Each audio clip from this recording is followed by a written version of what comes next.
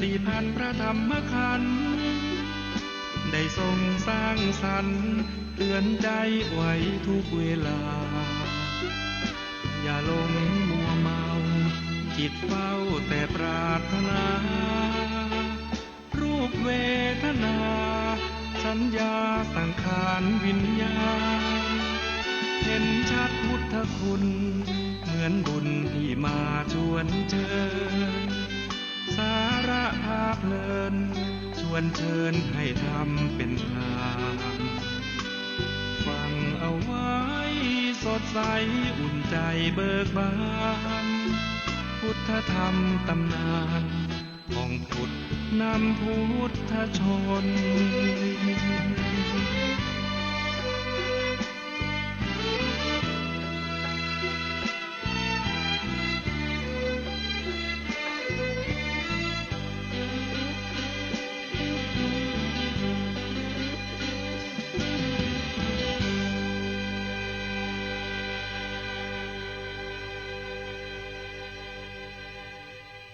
เจริญพร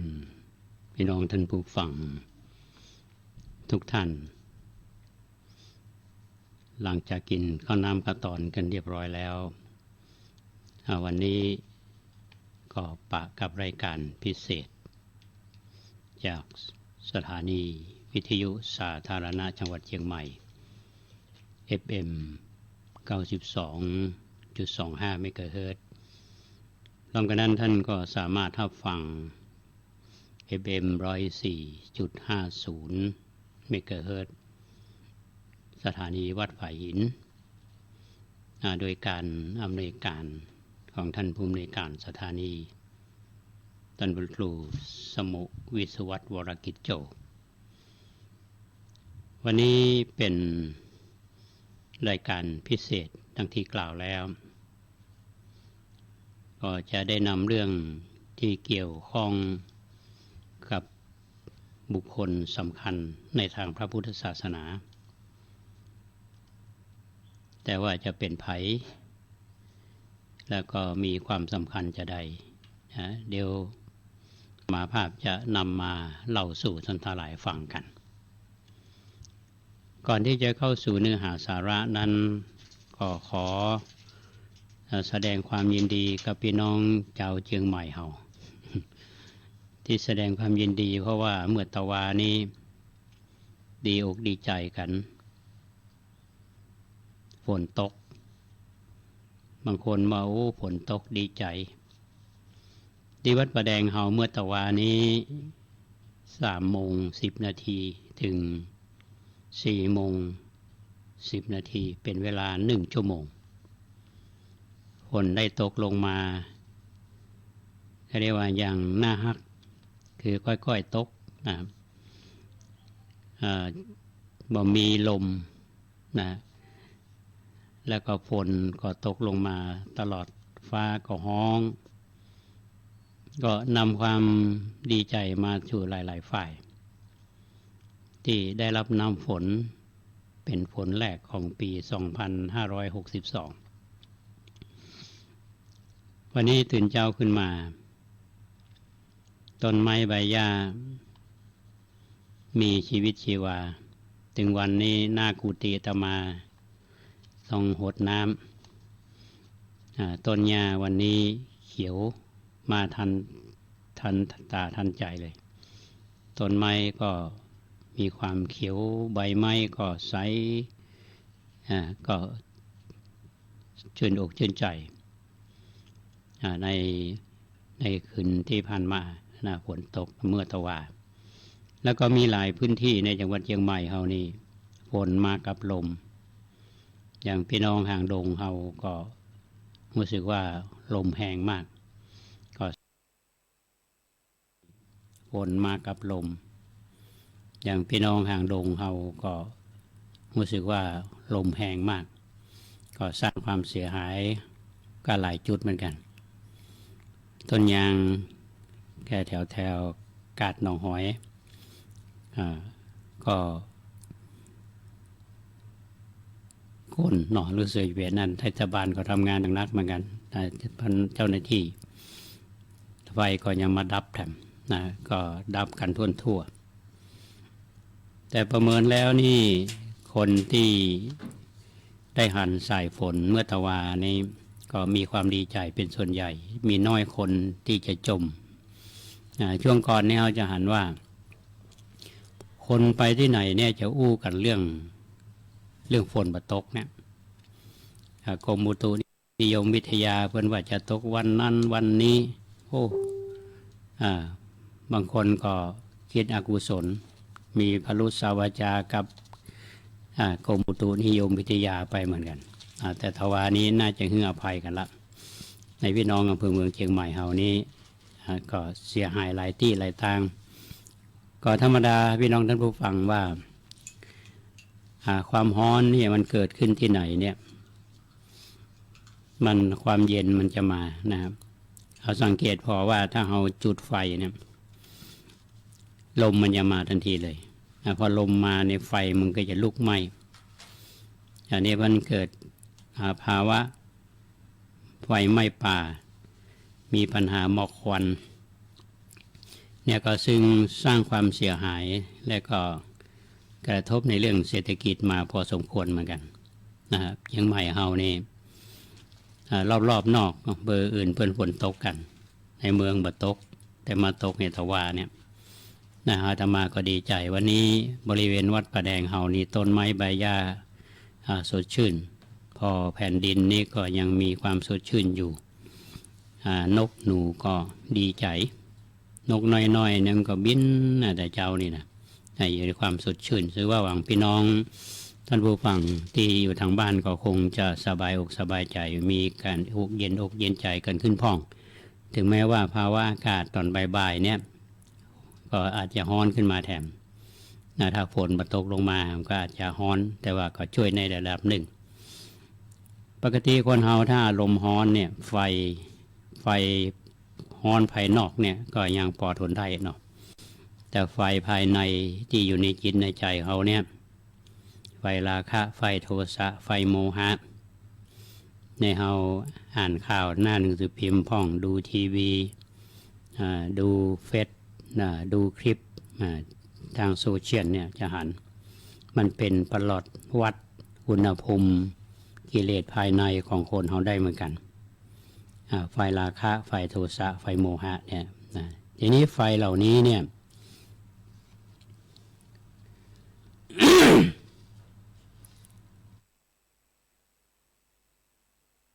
ไฟเหล่านี้นี่มันจะดับกันก็ด้วยอารมณ์ที่เย็นเนาะอันนี้ต้องฝึกฝนกันบางคนก็ใจอารมณ์ก็บอกเป็นผลดีนะเพราะฉะนั้นวันนี้อาตมาก็ตั้งใจว่าจะเอาเรื่องที่ดีมาอู้สู่ท่านทั้งหลายฟังนะวันนี้เป็นวันที่21เดือนเมษายนพุทธศักราช2562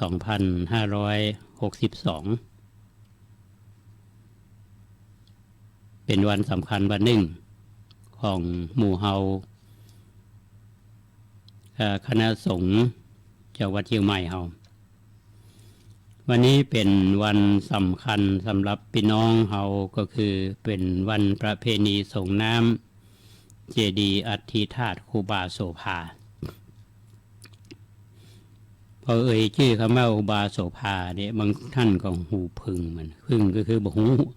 ครูบาโสภาที่ไหน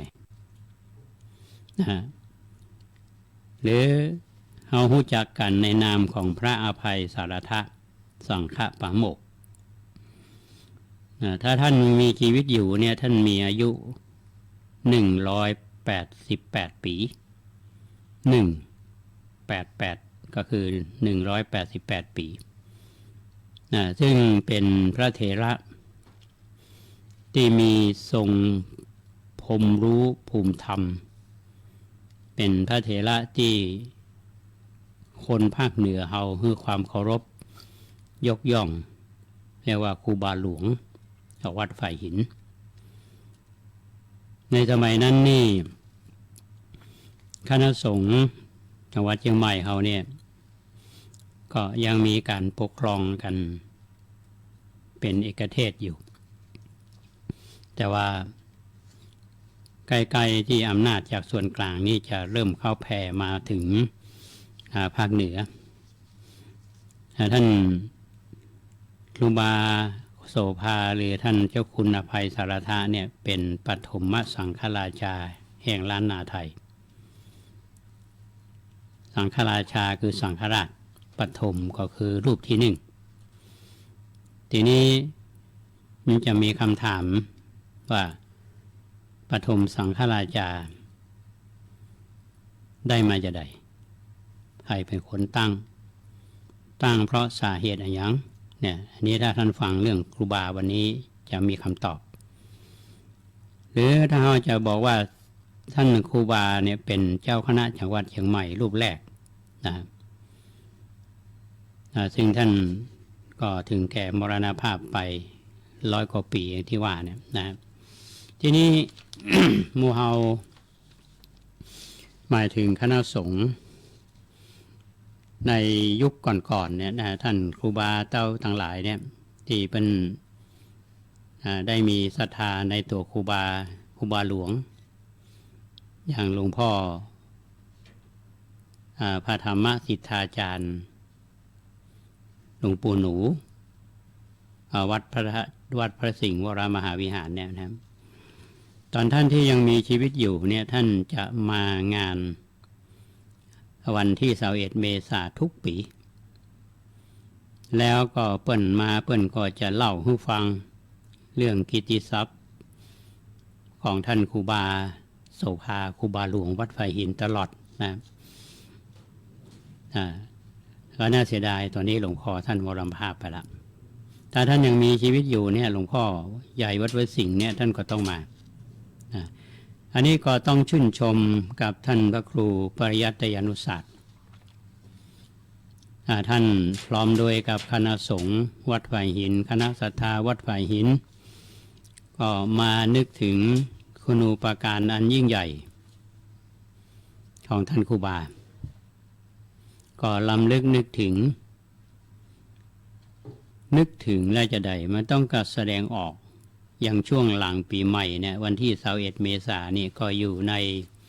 ช่วงของการดำหัวดำเก้า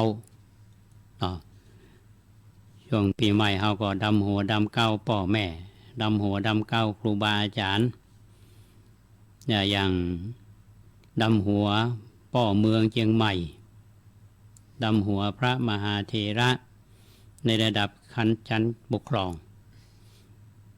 ซึ่งท่านผู้ว่าราชการจังหวัดเชียงใหม่เนี่ยท่านก็ไปสะเก้าดำหัวพระเถระอย่างเมื่อตะวาวันที่20 เมษายนเนี่ยที่วัดพระสิงห์ก็มีการทำสามีจิกรรมอันนี้เป็นภาษาพระ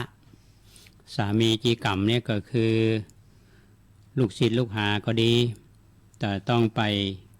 กราบครูบาอาจารย์ไปขอพรไปขอเขาว่าขอขมาบ้านเมืองเฮาเรียกว่าไปสู่มานี่ก็คือไปขอขมาโทษมันต่ออีกกรรมหนึ่งได้ว่าคารวะก็คือแสดงความเคารพยกย่องครูบาอาจารย์ซึ่งคณะสงฆ์จังหวัดเชียงใหม่เนี่ยเพิ่นก็นิมนต์พระเถระทั้งหลายนี่มีหลวงพ่อพรหมมงคลหลวงพ่อทองเนี่ยเป็นประธานมีเจ้าคณะจังหวัดรองเจ้าคณะจังหวัดที่ปรึกษาเจ้าคณะจังหวัดมาพระเถรานุเถระพร้อมกันที่วัดวิหารหลวงอันนี้ทำกันมาทุกปีหลวงพ่อเจ้าคณะใหญ่คนเหนือพระวิสุทธิวงศาจารย์เนี่ยเพิ่นชื่นชมคณะสงฆ์จังหวัดเชียงใหม่เฮาวัฒนธรรมตัวนี้มีอย่างต่อเนื่องว่าการขอสู่มาคารวะคือขอขมาล่วงเกินแล้วก็คารวะจะแสดงความเคารพขอพรการผู้รายการจังหวัดเชียงใหม่ก็นำส่วนงานไปคารวะดำหัวพระมหาเถระเหมือนกันเมื่อตะวาที่ผ่านมาแล้วก็ไปคารวะพระเถระใน องค์สำคัญในจังหวัดเชียงใหม่นี่คือการแสดงความคารวะยกย่องตอนมีชีวิตอยู่นี่ท่านก็อาจจะมีการล่วงเกินกันด้านกายกรรมวจีกรรมแล้วขอพรอันนี้เป็นสิ่งที่เราทำก่อนที่ยังมีชีวิตอยู่หรือบางทีท่านก็ไปดำหัวบุคคลสำคัญที่ท่านล่วงลับไปแล้วเนี่ยอย่างหลวงปู่เนี่ยเพื่อนก็ไปดำหัวเจ้าแม่จามเทวีในฐานะที่เป็นบุคคลสำคัญของเมืองละปูนในเชียงใหม่เฮานี่ก็เช่นเดียวกันเอามานึกถึงท่านครูบาหลวงหรือครูบาโสภาเนี่ยท่านพระครูพยัตยานุศาสตร์ท่านครู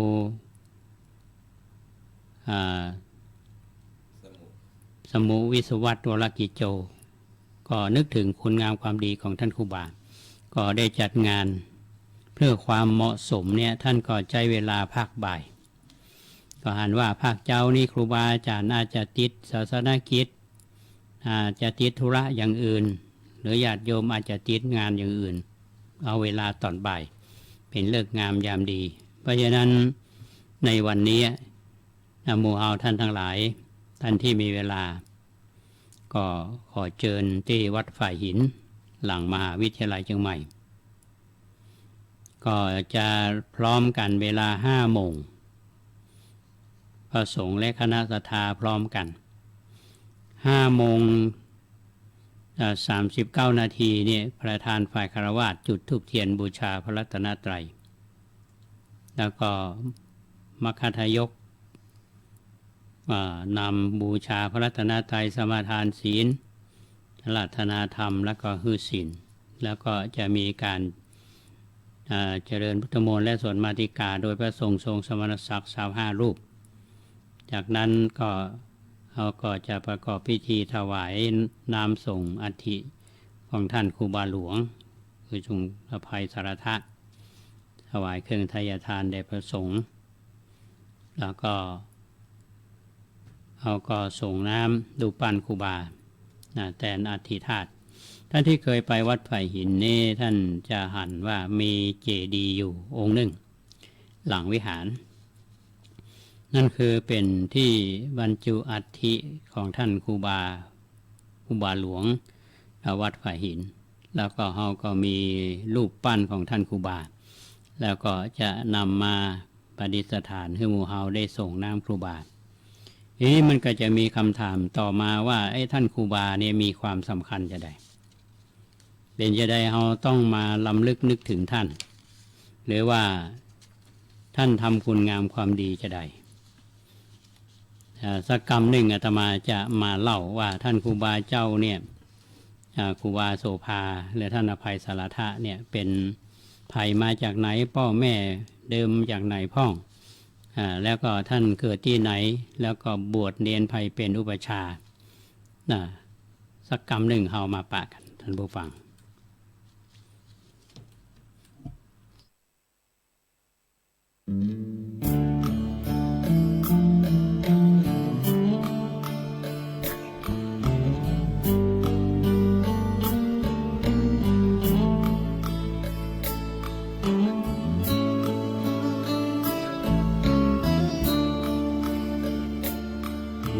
บวชใจบวชกันไหมพี่น้องไม่ใช้เงินทองเชิญทดลองบวชใจถือเอาศีลเช่นเป็นผ้าครองห่มกายสลัดความร้ายแทนผมบนเกศาหยุดกรรมสตินำก่อบุญปัญญาเจือจุนคอยเกื้อกูลอุราผู้มีพระภาคนำชี้ดังเปิดตาหยุดหมกมุ่นหาลงแต่ทางมืดมนทำทั้งหลายมีใจเป็นหัวหน้ามีใจบัญชานำสู่ทางมรรคผลส สำเร็จด้วยใจต่างบวชได้ทุกคนถึงภาระร้อนบวชส่งผลอิ่มใจบวชใจบวชกันไหมวันนี้อย่ามัวรอรีลองสักทีรีบไวสมาธิจิตวันละนิดแจ่มใสทุกเพศทุกวัยเชิญบวชใจสร้างบุญ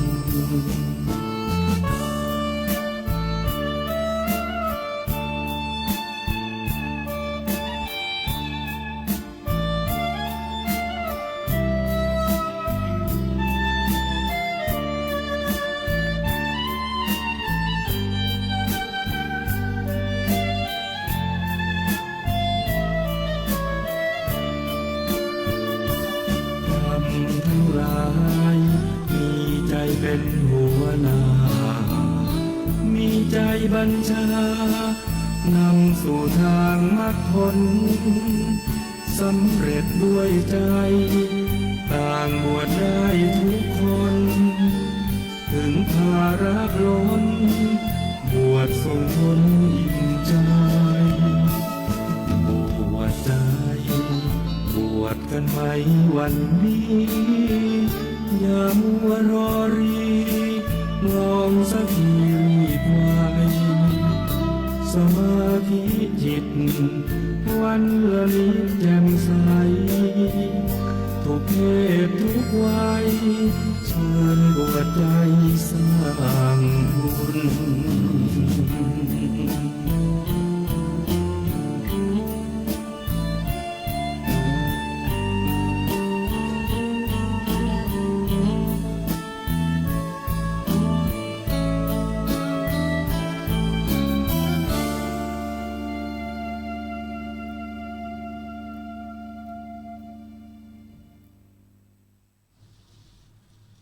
ปากัน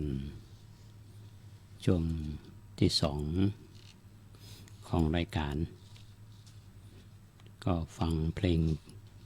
คันรายการไปหน่อยเนาะก็คิดว่าพี่น้องท่านผู้ฟังก็กำลังรับฟัง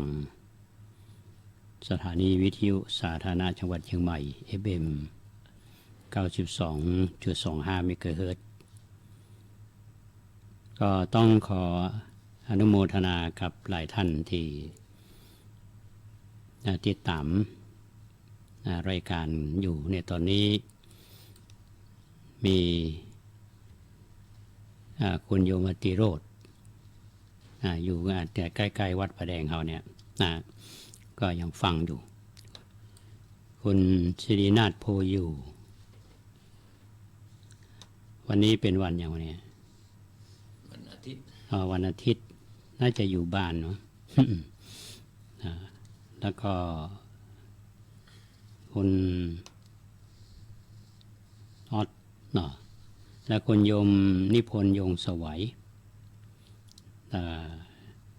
เราวัดเจ็ดลินท่านอาจารย์มหาวิษณุเมื่อตะวานี้เพิ่นไปเมืองปาวกันไปดำหัว แล้วคุณโยมควรคิด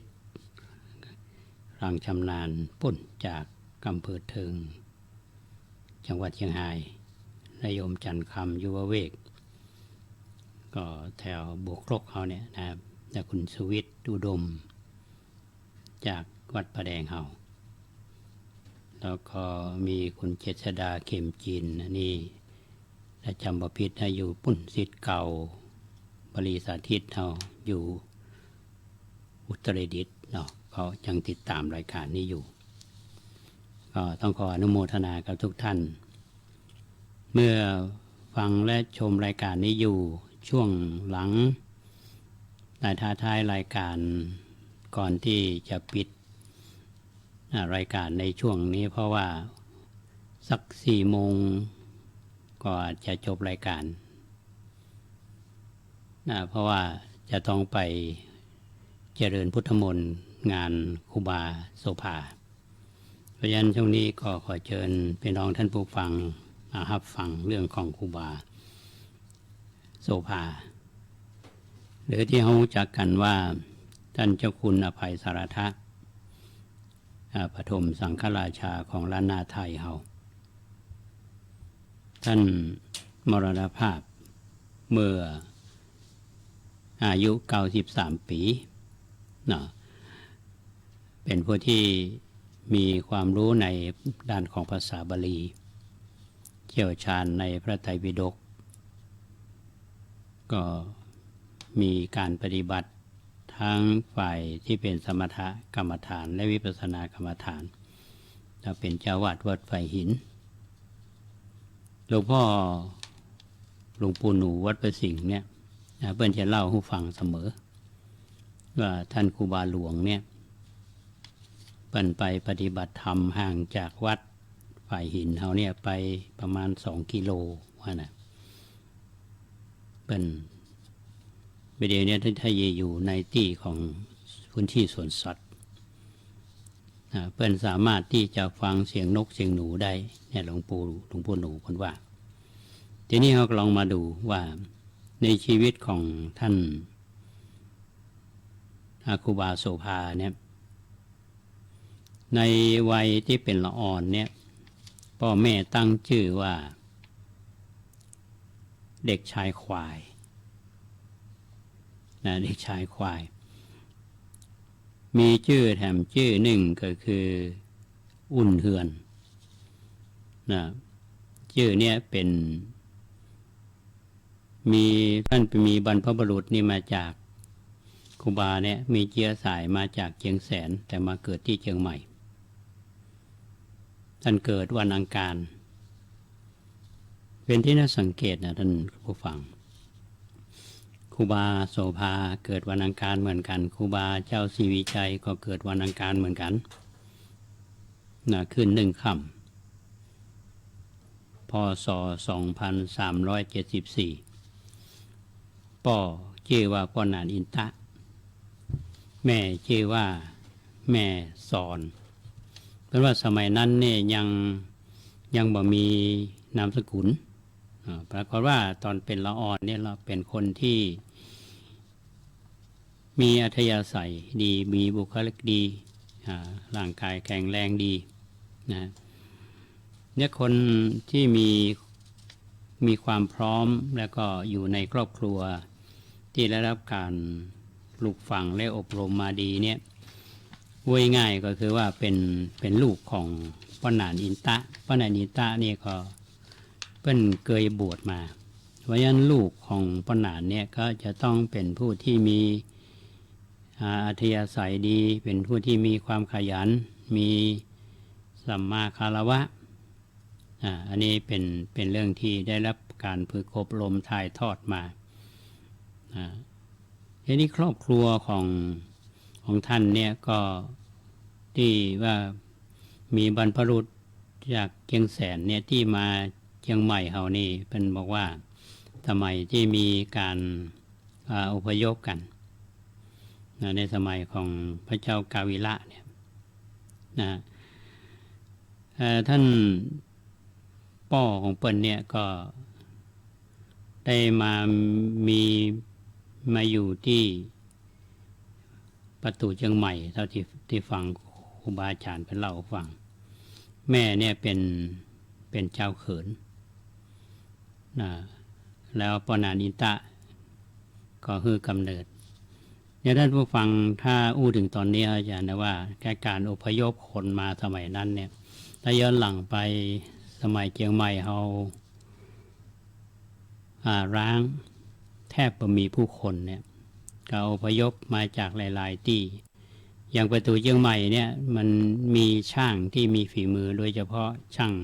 ทำเครื่องเขินเนี่ยนะก็จะมีชื่อเสียงนะช่างที่มีฝีมือเนี่ยอย่างถนนแถวประตูเชียงใหม่เนี่ยถนนแถววัดศรีสุพรรณก็ดีนะวัดหมื่นสานก็ดีเนี่ยคือบรรพบุรุษที่อยู่ตรงนั้นนะเป็นฝีมือช่างเพราะนั้นเครื่องเขินตอนอาตมาอ่านหนังสือของเชียงใหม่เนี่ยมาเจอคำว่าเขินนี่แหละนะมันเป็นจะใดนะก็ยังสงสัยอยู่ก็ไปเชียงตุงก็ไปหันเปิ้นทำเครื่องเขินนี้นู่ แล้วมาเนี่ยก็ปัจจุบันนี้อาจจะมีน้อยลงละนะรุ่นหลังนี่อาจจะบ่มีก็เพียงแต่บอกท่านผู้ฟังว่าครอบครัวของพ่อนานอินตะเนี่ยก็แล้วก็แม่สอนนี่ก็คือเป็นครอบครัวที่เป็นเจ้าเขิน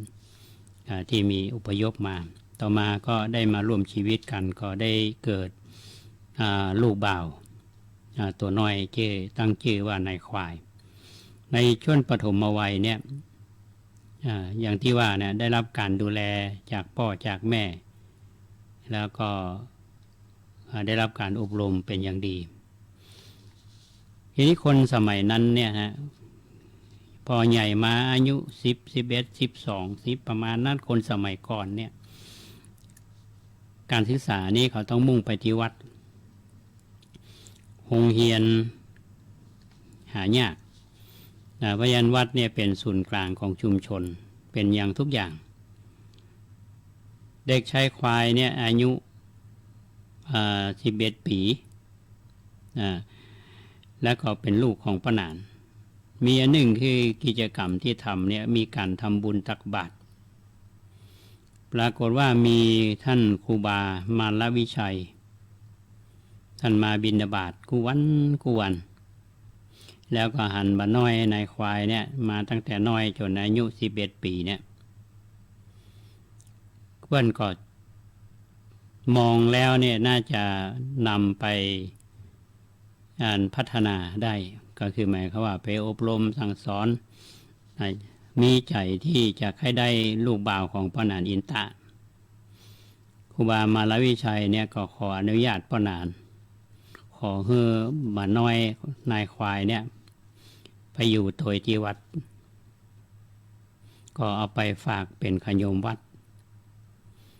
วัดไฟหินครูบามาลวิชัยเนี่ยจนถึงอายุ11 ปี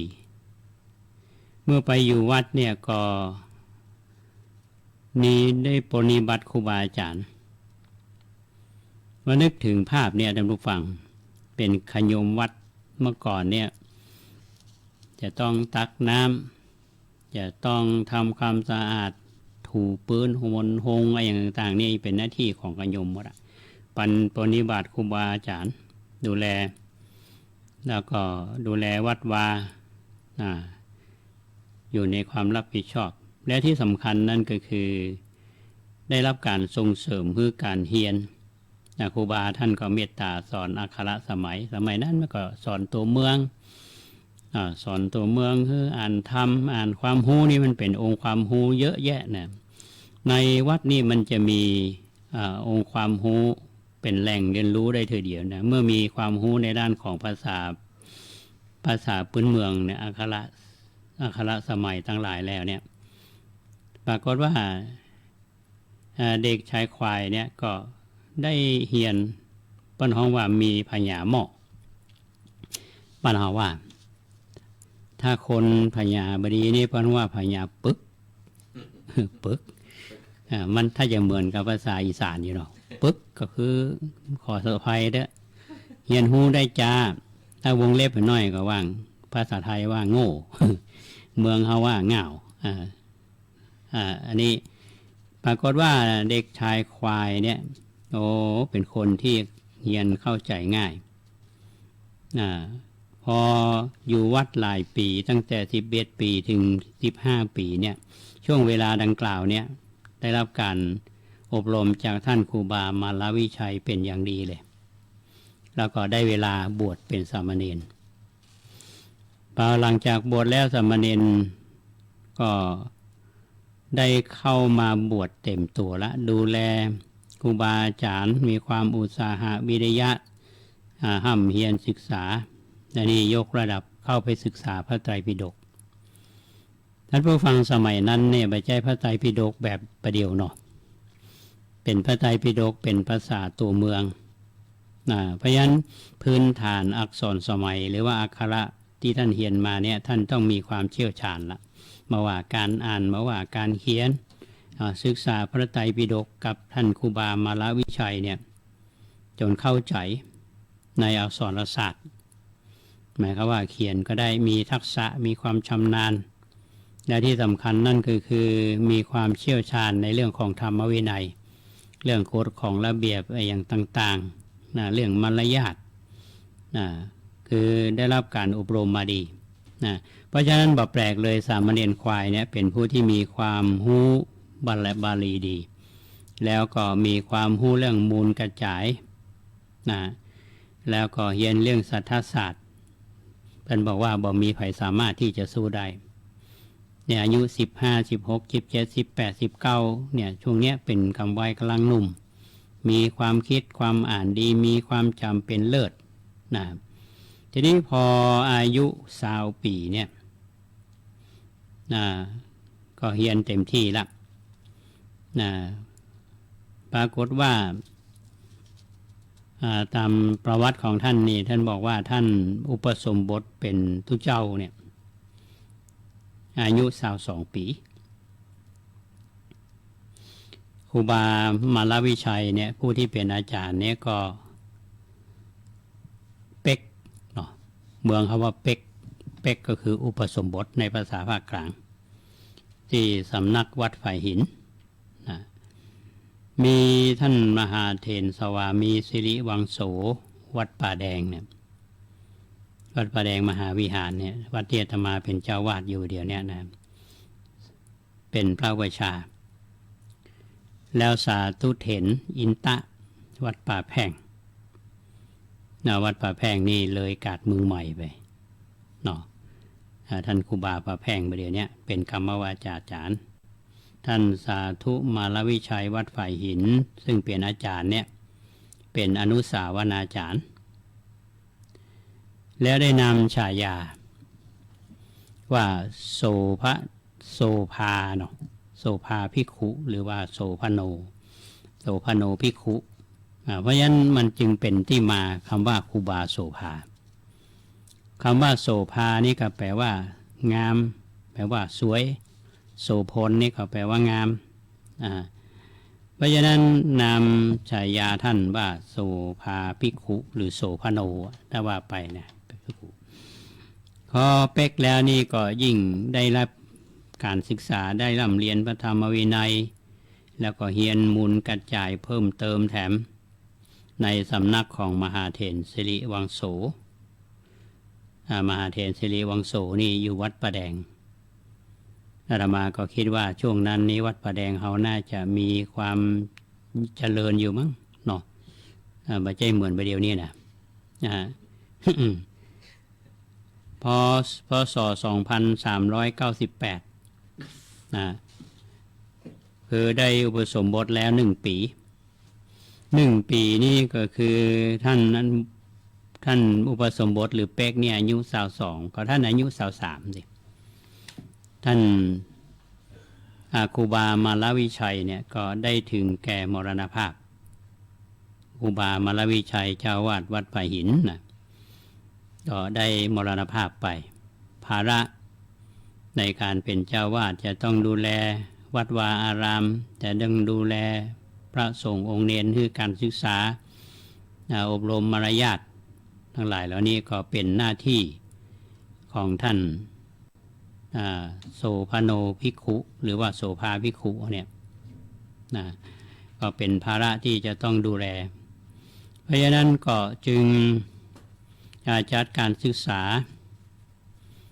ในครั้งแรกเนี่ยคือพระเนนเปิ้นได้เรียนภาษาเรียนคัมภีร์มูลกระจายเรียนคัมภีร์สมัญญาพิธานามเมื่อสมัยนั้นเปิ้นว่าศรัทธา8 มัดในสมัยเฮานี่คนที่เรียนบาลีนี้บ่ได้เรียนหมู่นี้นะท่านผู้ฟังหลักสูตรคนละหลักสูตรเพราะฉะนั้นสมัยนั้นนี่ครูบาอาจารย์เนี่ยเป็นเรียนเรื่องศรัทธามรรค8เนี่ยมีความคิดมีความรู้แบบลึกซึ้งเพราะฉะนั้นท่านก็มีความรู้อย่างแตกฉานก็เป็นที่เคารพนับถือของพระสงฆ์องค์เจ้าในสมัยนั้นตลอดถึงญาติโยมอันนี้ก็เป็นพื้นฐานท่านครูบาเป็นผู้ที่มีความเข้าใจในเรื่องของอักษรศาสตร์ด้านภาษาบาลีด้านมูลกระจาย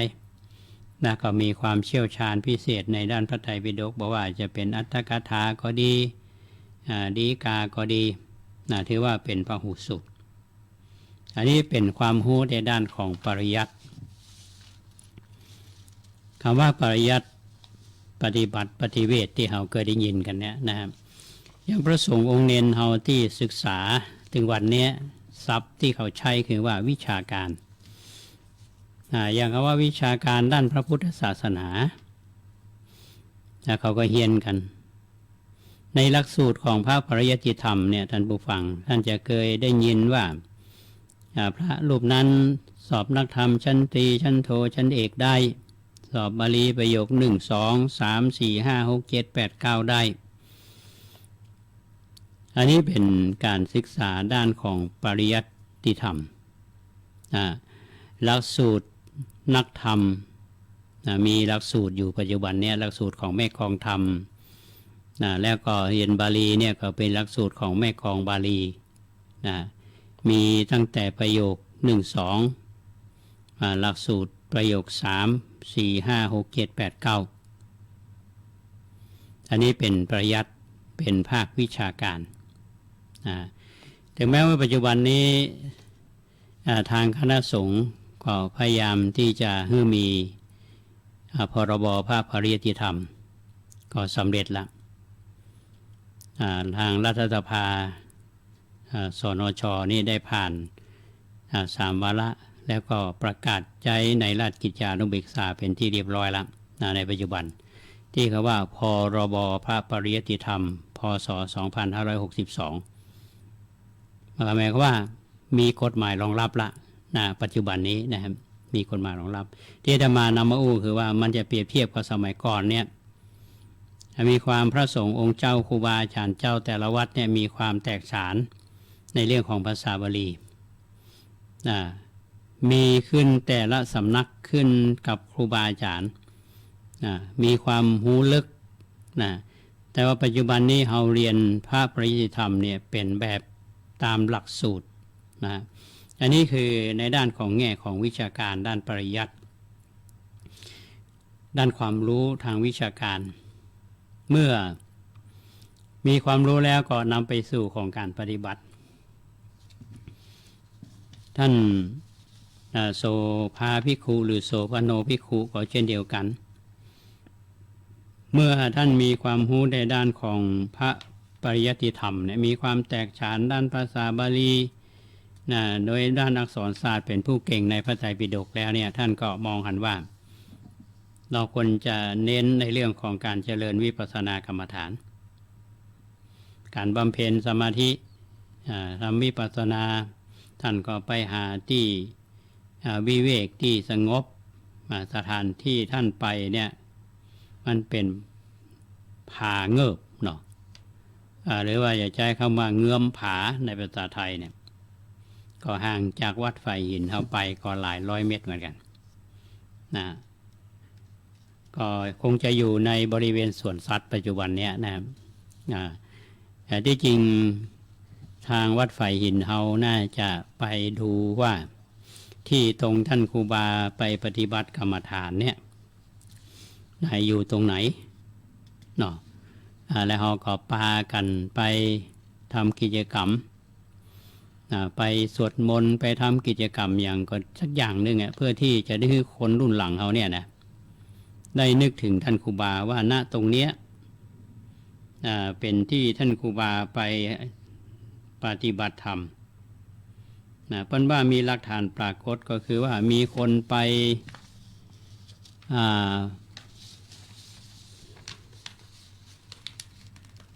ปสร้างศาลาที่พักของผู้ที่ไปคารวะวิสาสะกับท่านว่าให้1 หลัง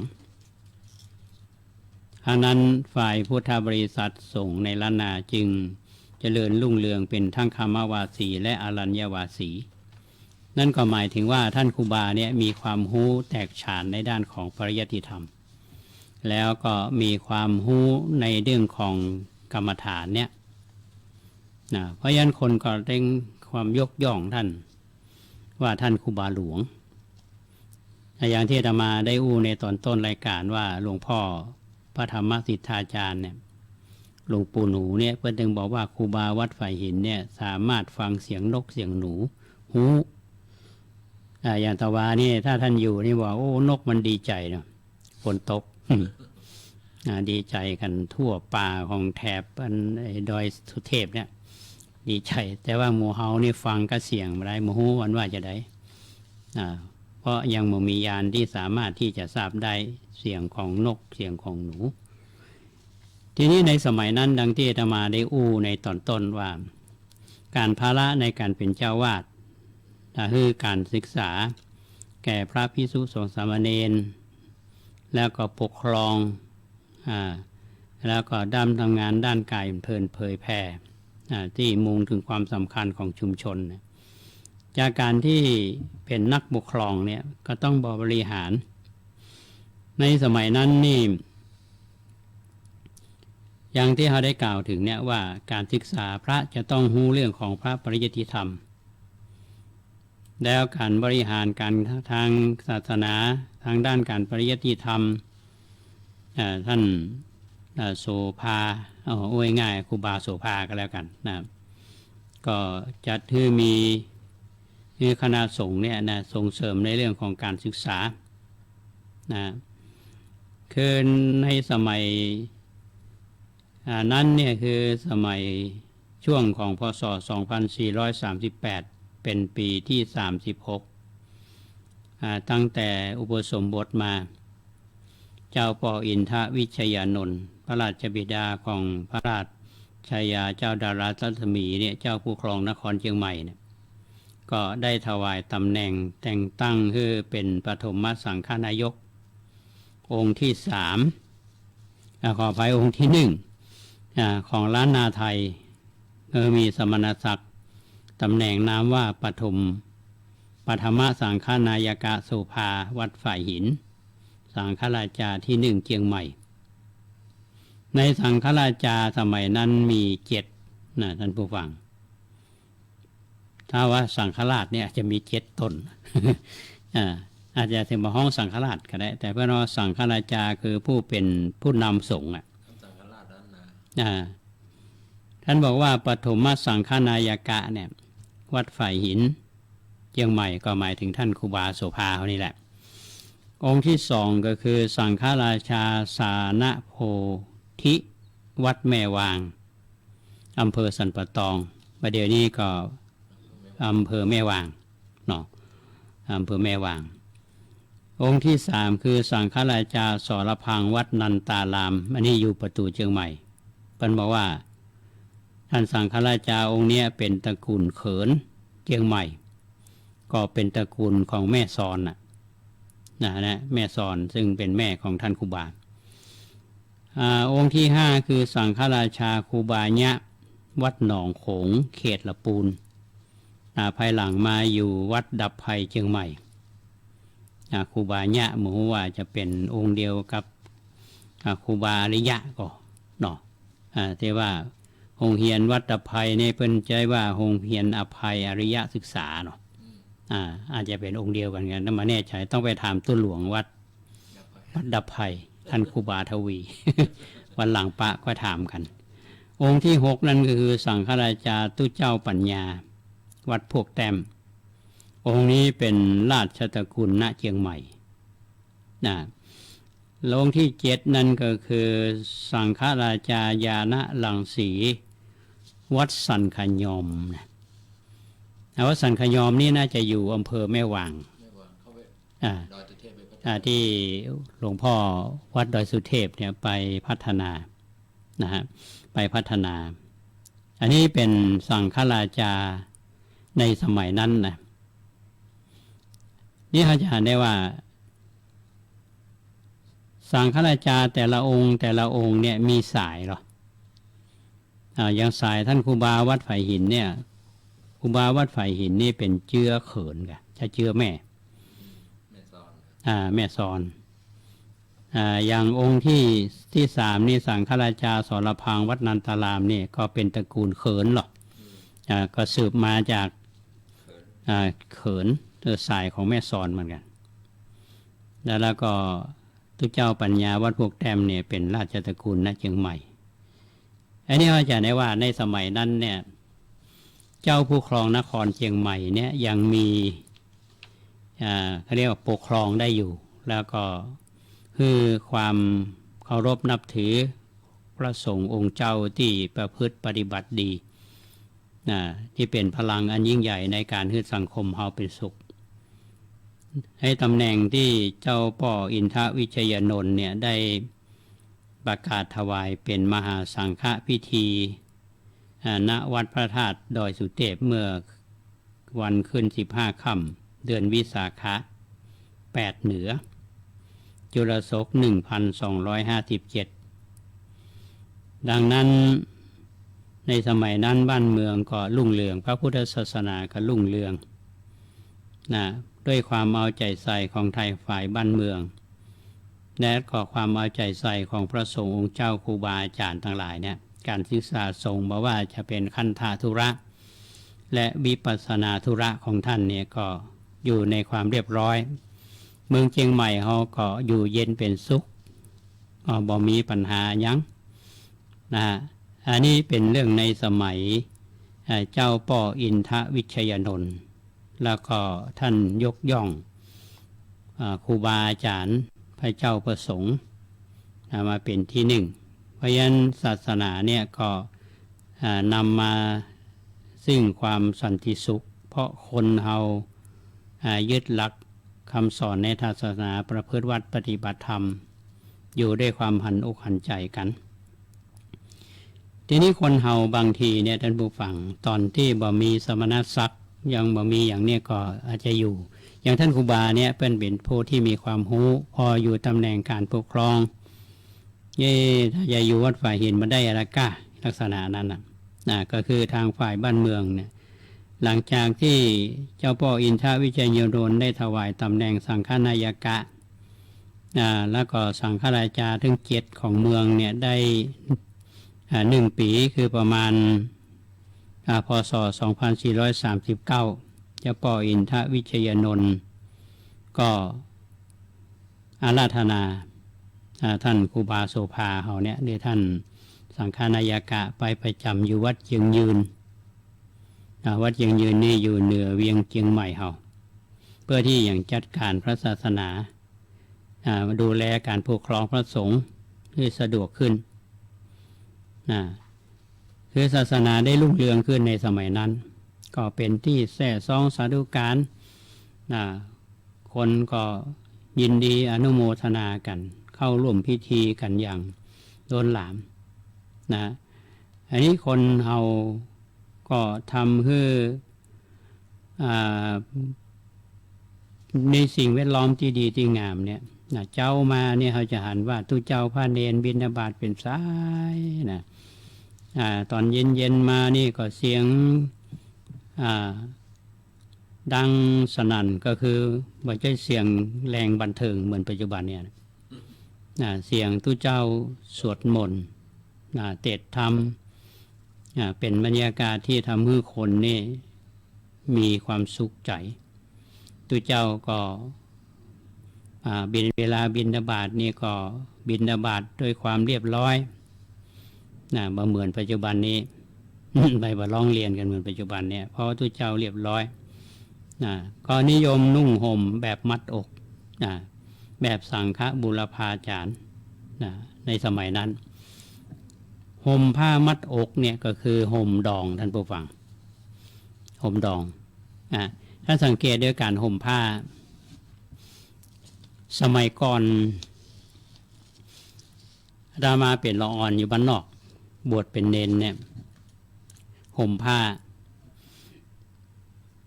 าแบบลังกาเนาะจีวรเนี่ยเป็นห้องว่าผ้าลังกาเนาะอาตมาก็ยังงงเหมือนกันว่าห้องผ้าจีวรเป็นห้องผ้าลังกาพอเฮามาเรียนหนังสือเพิ่นก็ฮัดที่เฮาห่มผ้าแบบบิดลูกบวบบิดลูกบวบนี่จะแบบทางใต้ละทางส่วนกลางละบิดลูกบวบพอมาบางช่วงนี้เพิ่นก็สอนห่มดองอาตมาเป็นเนน เป็นตุเจ้าอยู่วัดท่าสะตอยเนี่ยตอนแรกๆก็ห่มแบบบิดลูกบวบอะแบบกรุงเทพสายธรรมยุทธวัดเฮาเนี่ยบางทีเขาก็ปฏิบัติตามเปิ่นเหมือนกันต่อมาเขามีการห่มดองเวลามีกิจกรรมอย่างต่างๆเนี่ยเขาจะหันเปิ่นห่มดองทุกวันนี้ในเชียงใหม่เนี่ยเขาจะหันว่าการนุ่งห่มผ้าของพระเอาเนี่ยนะมันจะมีความหลากหลายเหมือนกันเนอะบางทีก็ห่มดองทั้งในวัดและนอกวัดและในวินัยเนี่ยเพิ่นก็บอกว่าเวลาออกนอกบ้านนอกวัดต้องห่มคลุมนะต้องห่มคลุมบางองค์ก็ห่มลดไหลเนี่ยห่มดองตลอดแต่นี่ยังหันอยู่นะยังมีอยู่บางทีเนี่ยเชียงใหม่เขาตอนนี้เนี่ยจะมีทุเจ้าห่มลูกบวบแบบห่มแบบวัดสะเกษห่มแบบวัดชนะเนาะห่มมังกรแม้แต่อาตมาเคยอยู่วัดมหาพุทธารามนี่ก็ห่มมังกรเหมือนกันห่มมังกรไปเวลาบิณฑบาตใหม่เอาไปใหม่ห่มรุดเนี่ยคือการห่มผ้าเนี่ยจะแตกต่างกันแต่สมัยท่านครูบาโสภาเขาเนี่ยนะตอนสมัยนั้นเป็นห่มดองปั่นห่มผ้ามัดอกเหมือนครูบาเจ้าศรีวิชัยเนี่ยนะครับอันนี้อาตมาก็เล่าเพิ่มเติมเพื่อท่านทั้งหลายได้ฟังกันพักสกรรมเนาะสกรรมเอามาต่อกันกินน้ำกินท่าสกรรม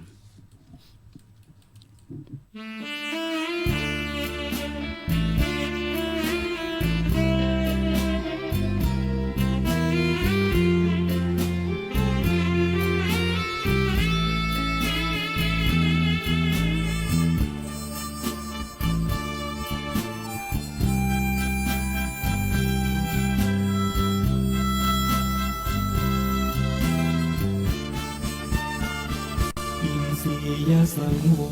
รคือการสำรวมเอาไว้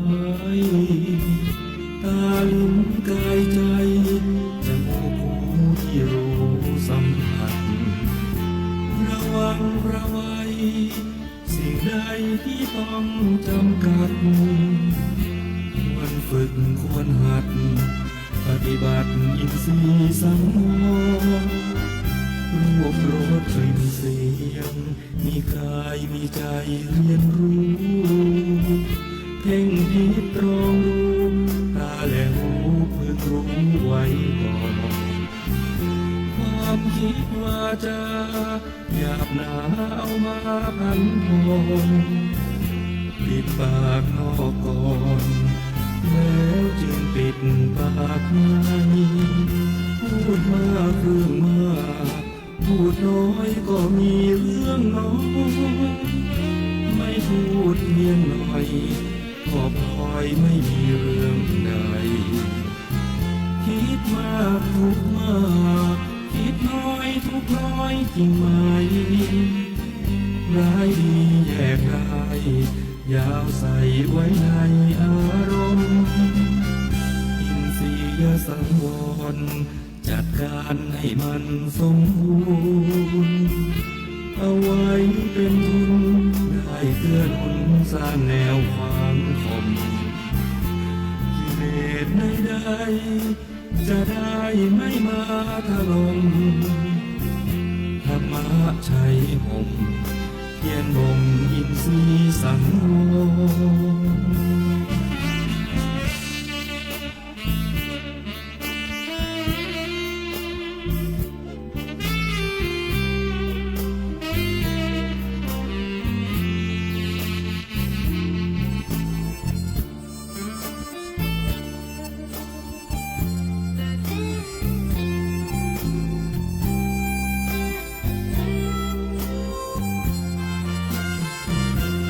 พูดมากเรื่องมา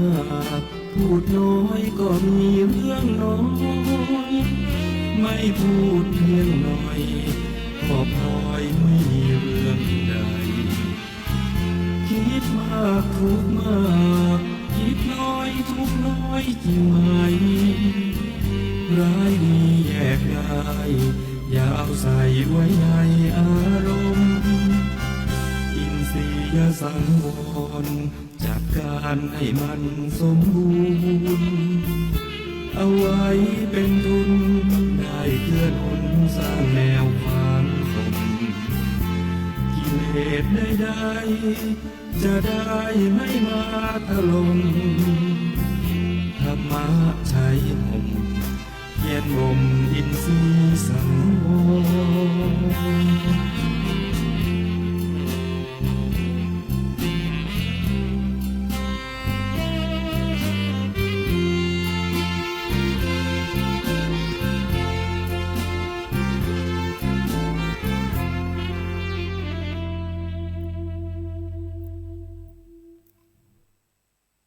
พบกัน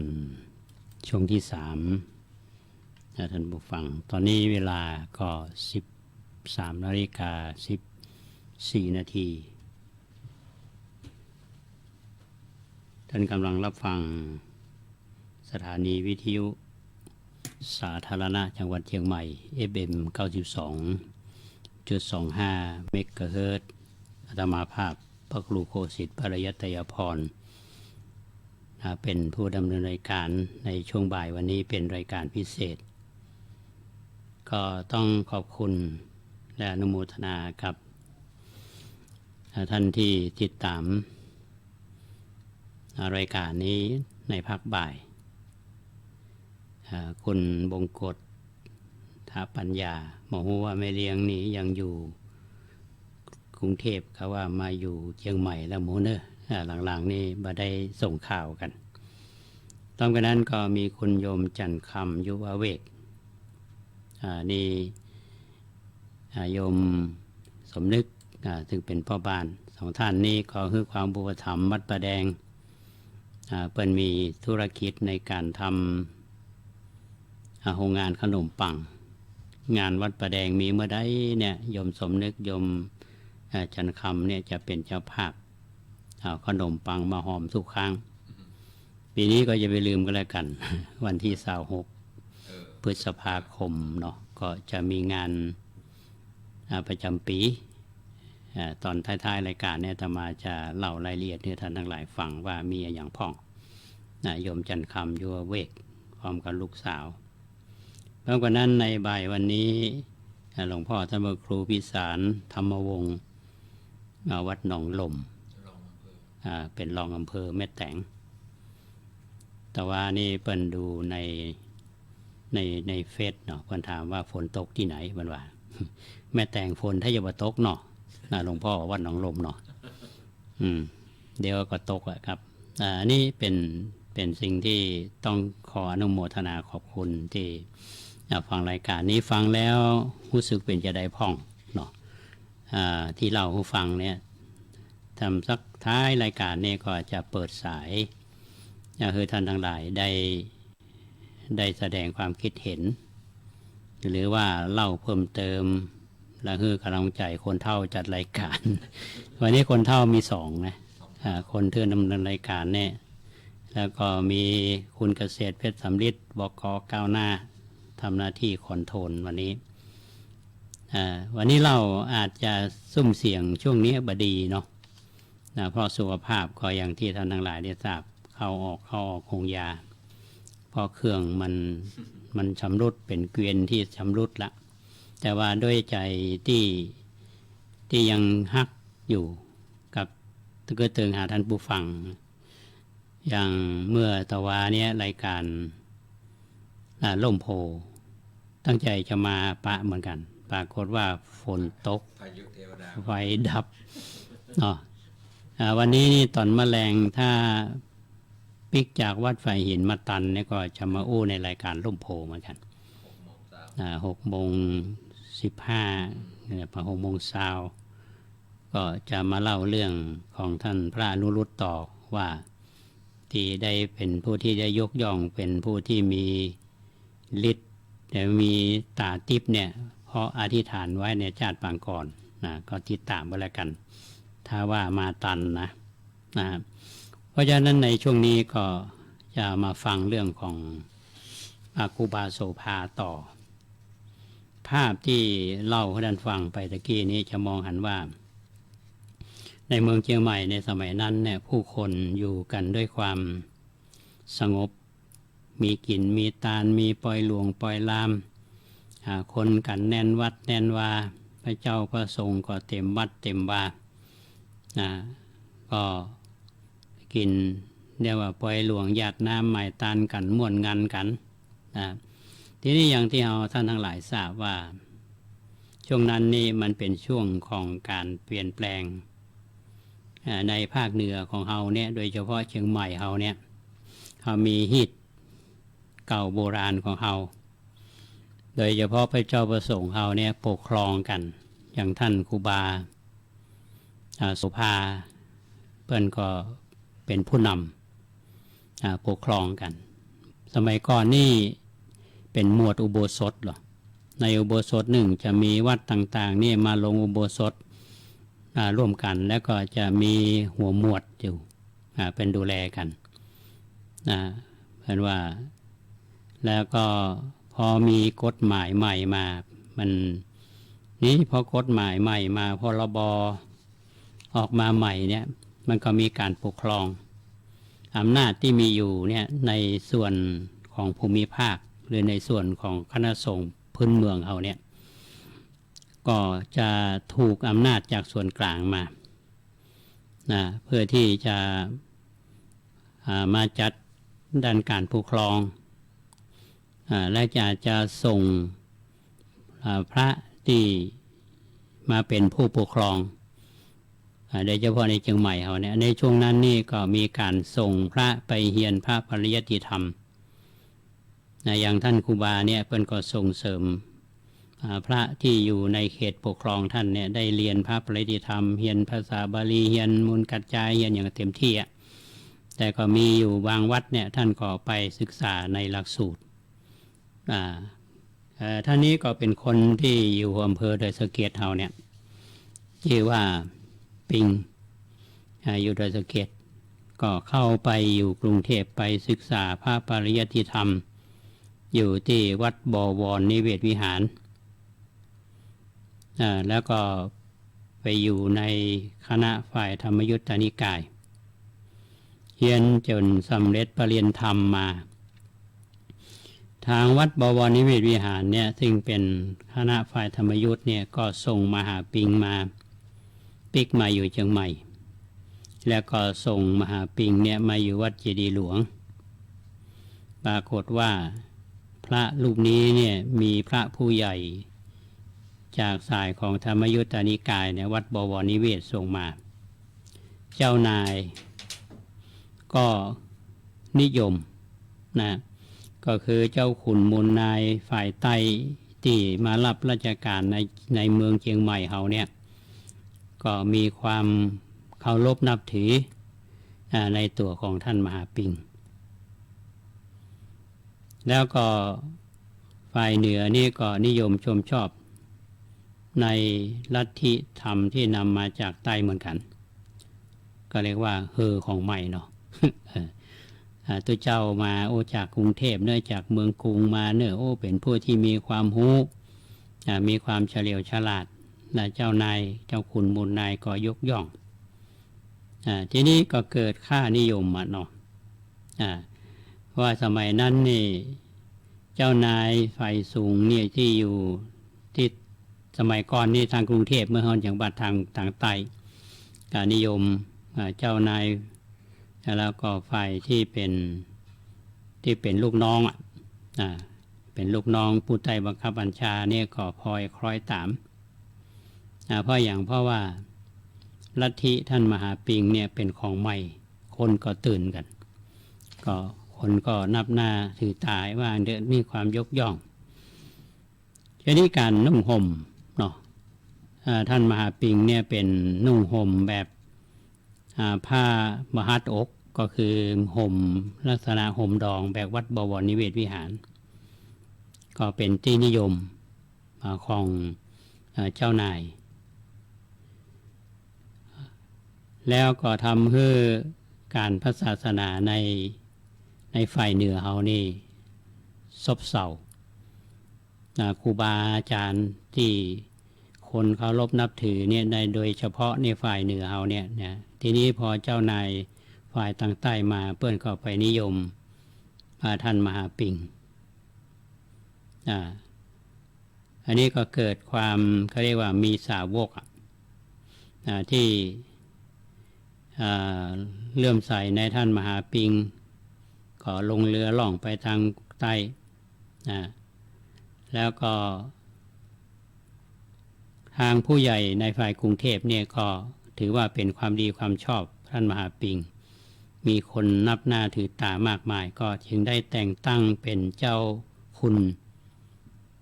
นับพีศรีพิสารคุณก็แต่เอาไว้ง่ายก็คือได้แต่งตั้งเป็นเจ้าคุณเจ้าคุณก็คือพระราชาคณะคนทั้งหลายก็ยิ่งมีความเลื่อมใสเจ้านายหลายคนถึงกับปวารณาตัวเนี่ยใส่เอาใจใส่ต่อท่านมหาปิงคือมาว่าเจ้าคุณใหม่เนี่ยนะคือท่านเจ้าคุณนาพีศรีเป็นเจ้านายอย่างท่านเจ้าพ่ออินทวโรรสกำหนดอารามให้เป็นสำนักใหม่เนี่ยโดยย้ายท่านมหาปิงเนี่ยวัดเจียงมันไปวัดเจียงมันพระเจ้าอินทวโรรสเจ้าผู้ครองนครผู้เป็นที่มีน้ำใจที่มีอคติแล้วก็ทิ้งธรรมเนียมเดิมเนี่ยของฝ่ายสงฆ์แล้วก็ทำให้ช่วงนั้นเกิดความขัดแย้งความขัดแย้งในเรื่องของในวงการคณะสงฆ์ขึ้นมาทีนี้ในส่วนของการปกครองเนี่ยจะให้มันเรียบร้อยจะได้บางครั้งนี่ฝ่ายบ้านเมืองก็ไปเข้าข้างทางฝ่ายท่านมหาปิงว่าอย่างมีอำนาจรัฐทีนี้ท่านครูบาวัดฝ่ายหินเขาเนี่ยครูบาโสภาเนี่ยก็ไปยอมก็ถือว่าเป็นธรรมาธิปไตยแบบที่ปฏิบัติแบบในหมู่พระสงฆ์เขาปฏิบัติอยู่เจ้านายเนี่ยก็คือคนทั้งหลายเนี่ยก็บอกใครพอใจง่ายๆก็คือผู้ที่เป็นชาวบ้านอาตมาบัจจักใจคำว่าไพร่ คือชาวบ้านถ้าภาษาปัจจุบันนี่ก็ระดับหลักยาก็จำหนิเจ้านายทีนี้ก็เกิดความร้าวรานกันขึ้นในระหว่างสองฝ่ายเนี่ยมันจึงมีคำถามเกิดขึ้นมาที่ว่าจะไหว้ตุป่าหรือว่าไหว้ตุบ้านนี่เกิดเป็นคำอู้มาสมัยนั้นตุป่าก็หมายถึงพระที่อยู่ป่าก็หมายท่านถึงว่าท่านครูบาโสภาครูบาวัดไฟหินพร้อมกับลูกศิษย์ลูกหาไหว้ตุบ้านก็หมายถึงว่าทุกเจ้าที่อยู่ในบ้านหมายความว่าทุกเจ้าที่มาใหม่นั่นแหละก็เกิดความขัดแย้งเกิดขึ้นมาทีนี้ทางเจ้านายซึ่งอยู่กรุงเทพนี่ก็ฟังรายงานจากลูกน้องไปถึงส่วนกลางทีนี้อยู่ในสมัยของพระเจ้าพระบาทสมเด็จพระจุลจอมเกล้าเจ้าอยู่หัวพระปิยมหาราชรัชกาลที่5เนี่ยก็ได้ดำรัสให้เจ้ากรมมหาดไทยอาราธนาครูบาฝ่ายหินเขาเนี่ยลงไปเฝ้าแล้วก็เล่าฝ่ายหนการพระศาสนาถึงว่ามีความโกลาหลปั่นป่วนข่าวลือเป็นข่าวต่างๆนานาเนี่ยที่มีอยู่เนี่ยข่าวมันก็มาแถมละมันมามีสมัยก่อนนี่ข่าวมันบ่บวยเหมือนปัจจุบันนี้เนาะถ้ามี Facebook เนี่ยเพิ่นก็สามารถที่จะรายงานได้สมัยนั้นนี่มันข่าวลือนะก็ข่าวสารจากกรุงเทพถึงบ้านเฮาเมื่อใดมันอย่างนั้นบางทีก็ลือว่าครูบาฝ่ายหินถูกกักตัวพ่องครูบาฝ่ายหินถูกข้อหากบฏพ่องบางคนที่เป็นปฏิบัติก็บอกว่าครูบาถูกประหารชีวิตไปแล้วพ่องเนี่ยก็เล่าลือกันขยายผลออกไปจนต้าเรือวัดใจมงคลเนี่ยนะชาวบ้านก็มาชุมนุมกันมีความอึงคนึงบางคนเนี่ย ถึงก็ให้นะอันนี้เหตุการณ์ที่เกิดขึ้นในสมัยนั้นนะครับในสมัยของท่านครูบาที่จริงมันเป็นข่าวลือนะการที่ในหลวงรัชกาลที่5เนี่ยมีรับสั่งคือท่านครูบาเขาเฝ้าเนี่ยเพื่อต้องการที่จะทราบข้อเท็จจริงที่เกิดขึ้นเพราะว่าเพื่อนเชื่อว่าครูบาเนี่ยเป็นตนที่คนนับหน้าถือตาครูบานี่ต้องเอาความถูกต้องเป็นหลักอยู่แล้วเอาความจริงมาอู้เพราะฉะนั้นข้อมูลเชิงประจักษ์เนี่ยจะต้องออกจากปากครูบาเพราะฉะนั้นครูบาเนี่ยเปิ้นก็ก่อนที่จะลงไปเนี่ยนะข่าวเนี่ยจะลงไปนี่ไม่ใช่ว่านั่งเครื่องบินจากสนามบินเชียงใหม่ไปลงสุวรรณภูมิเหมือนไปเดียวเนาะนี่ลงเรือนะเพราะสมัยก่อนการคมนาคมจากกรุงเทพมาเชียงใหม่เขาเนี่ยใช้สายน้ำปิงเนี่ยเนาะเรือก็ไม่ใช่เรือด่วนเนี่ยไม่ใช่เรือด่วนเจ้าพระยาหรอกเรืออาจจะเป็นเรือพายก็เรืออย่างเนี้ยที่ว่าดีที่สุดละคนก็มาส่งท่านครูบาลงเรือที่ท่าวัดใจมงคลเพราะฉะนั้นถึงวันนี้เปิ้นห้องว่ามีท่าเรือก็ยังมีอยู่อาตมาอยู่วัดท่าสตอยเนี่ยสมัยก่อนเปิ้นห้องว่าท่าเรือวัดใจแม้แต่ปัจจุบันนี้ก็ยังมีท่าเรือวัดใจมงคลอยู่ที่หาดนานปิงเนี่ยนะเพราะฉะนั้นสมัยนั้นมันมีมาเมินละก็ปากันมาส่งครูบาบางคนก็ให้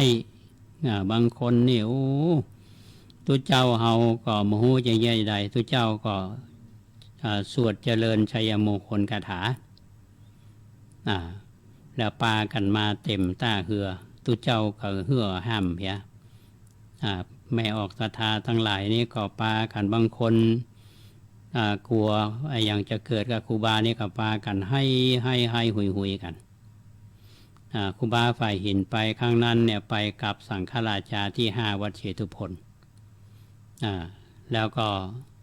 ครูบาเปิ้นก็อู้กับสังฆะทั้งหลายที่ไปส่งว่าส่งทั้งหลายอย่าไปเดือดร้อนข้านี่จักไปดีเปิ้นว่าอยู่กันทางเนี้ยก็หมายถึงหมายหนังสือภายในสงฆ์เนี่ยภายมาอย่าฮับเปิ้นว่าก็คือรักษาของกองปฏิบัติเฮาคือดีเปิ้นสั่งทุกเจ้าก็หมายคำว่าพยายามที่จะรอรับฟังข่าวจากกรุงเทพเนี่ยจะไปการเดือดร้อนที่เกินตัวบางทีที่เขาว่าตีตนไปก่อนไข้ที่เขาว่ากันเนี่ยนะคิดก่อนว่ามันจะเป็นนะอาจจะบ่เป็นก็ได้เปิ้นว่าเปิ้นไปดีนะก็อยู่ทางนี้เนี่ยก็ถ้าหากว่ามันมีหนังสืออย่างมาทางฝ่ายสงฆ์เนี่ยก็จะไปฮับแล้วก็รักษากองปฏิบัติเฮาไปเขาหมายความว่าเพื่อนเตือนให้พระเจ้าประสงค์เฮาที่อยู่ทางนี้จะไปก่อความวุ่นวายที่เคยปฏิบัติกันมาจะใดเนี่ยตื่นขึ้นมากิจวัตรประจำวันตื่นมาทำวัดสวดมนต์บิณฑบาตศึกษาเล่าเรียนปฏิบัติกรรมฐานอย่างต่างทำตามปกติเนี่ยไม่ต้องไปก่อวอดก่อประท้วงไผ่ความหมายก็เป็นอันท่านผู้ฟังทีนี้ภาพแห่งความทรงจำเนี่ยท่านลองหลับตานึกพอตาวัดใจมงคลเนี่ยมีคนไปส่งครูบาลงเรือให้หุยตู้เจ้าก็ไปลึงเหือเรื่องห้ามแล้วก็โมโหจะแย่จะใดก็สวดชยันโตคือครูบาเดินทางเข้าสู่กรุงเทพทีนี้การที่เดินทางเข้าไปสู่กรุงเทพเนี่ยก็คงคิดว่าใจเวลาเมินเนาะพอล่องเรือลงเรือไปเนี่ยก็ไปประชุมสังฆสันนิบาตที่กรุงเทพทีนี้เพื่อนก็จัดที่ตำหนักวัดเบญจมบพิตรวัดเบญจมบพิตรเมื่อพศ 2449ท่ามกลางประชุมของพระเถระเจ้าทั้งหลายสังฆราชาฝ่ายหินก็ได้ร่วมกับสังฆสมาคมพระบาทสมเด็จพระเจ้าทรงประทับณเบื้องหน้าสงฆ์หมายความว่าพระเจ้าหลวงเนี่ย ประทับหน้าเบื้องหน้าสงฆ์ได้ทรงพระดำรัสปราศัยตรัสถามกิจการศาสนา